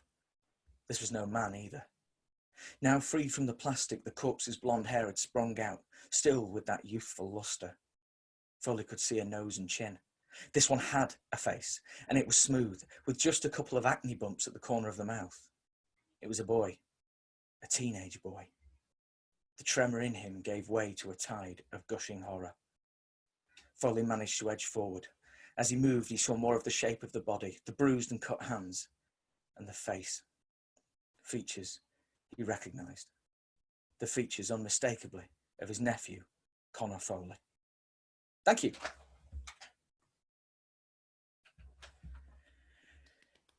Thank you so much for that. Thank you. Okay, it's time for our final reader. I've just popped in the chat. If you do want to be entered into the free book prize, just email that email address with the subject heading Lyme Crime, okay? And our final reader tonight is, can you guess? It's Ed James. Now, I must advise you, because if you've never been to Noir at the Bar before, I don't write the introductions.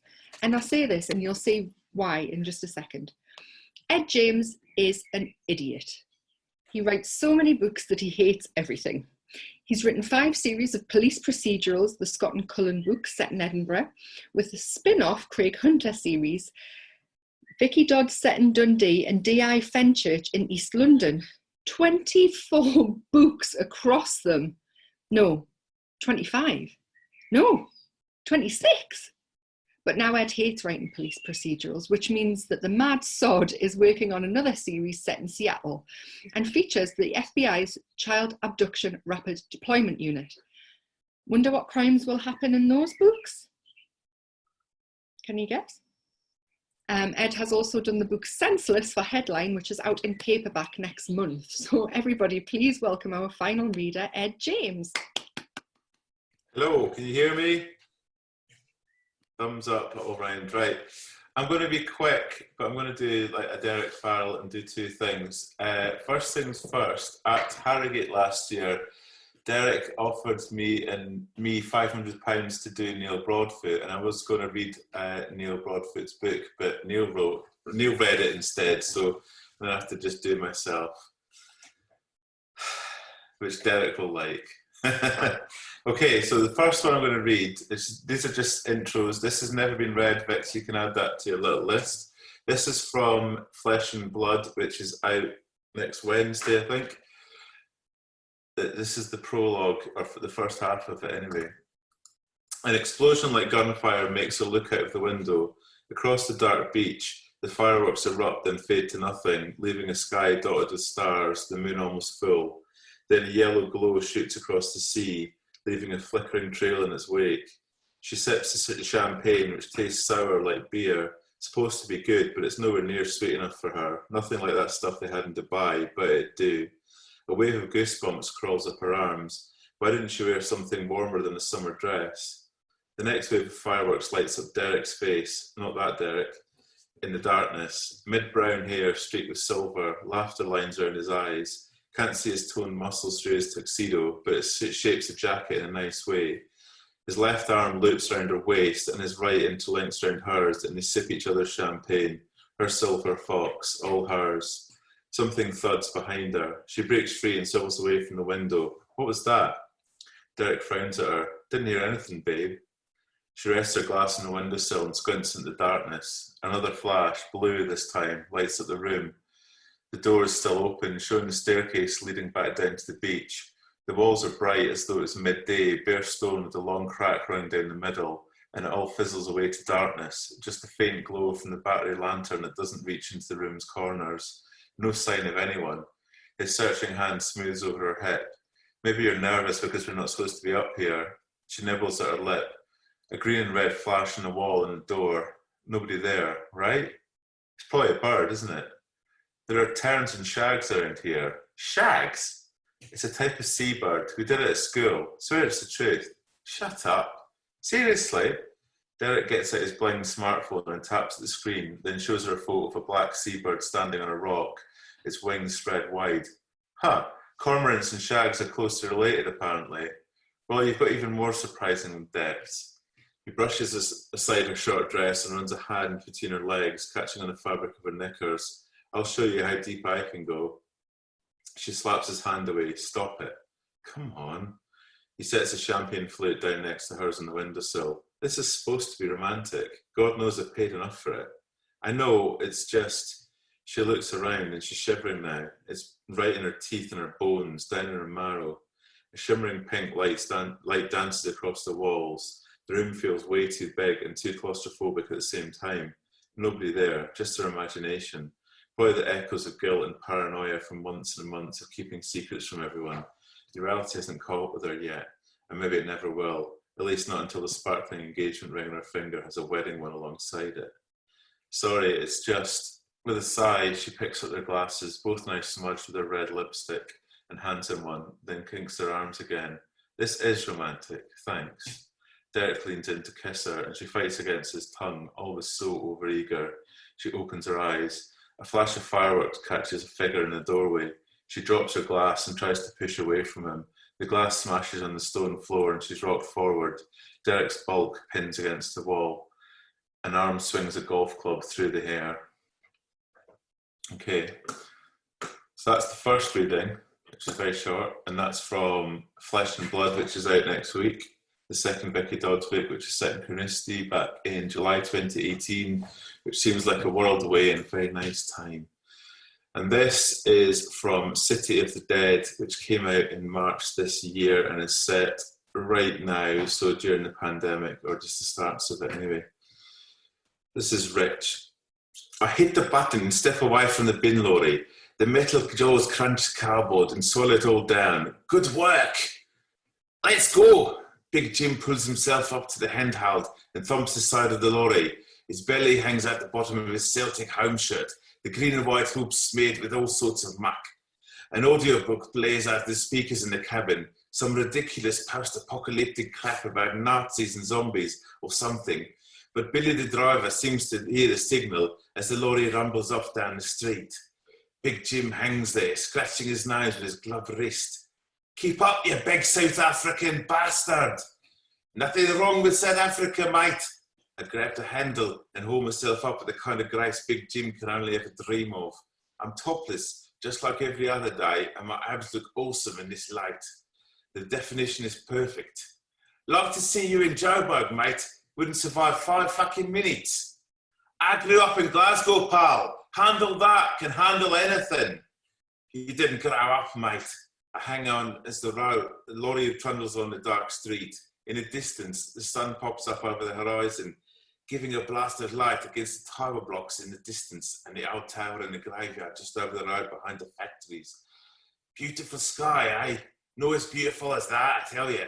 Big Jim waves at the pavement. 2 schoolboy girls trudge along in the darkness, passing between cones of light, tapping at the phones, oblivious to the middle-aged pervert ogling them.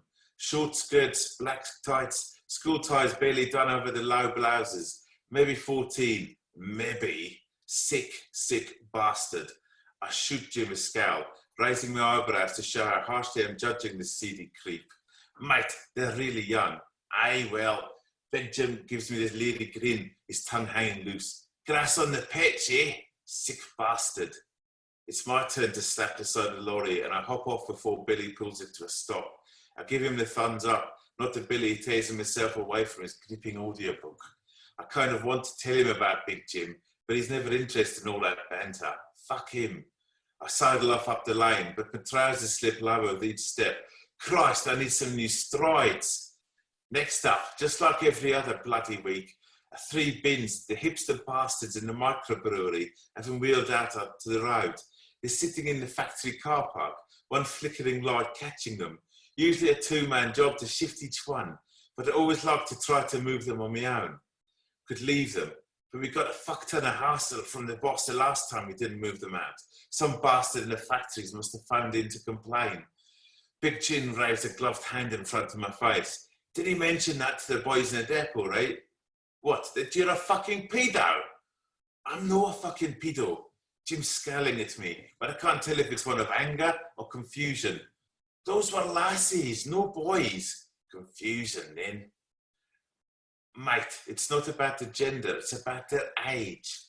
Big Jim seems flummoxed by that. Nothing wrong with it made in the female form. His chin dimples as he snarls. You're the one who's a pooth. Now that's unnatural. I'm not having this chat again. I'll set up off the line towards the dumpsters.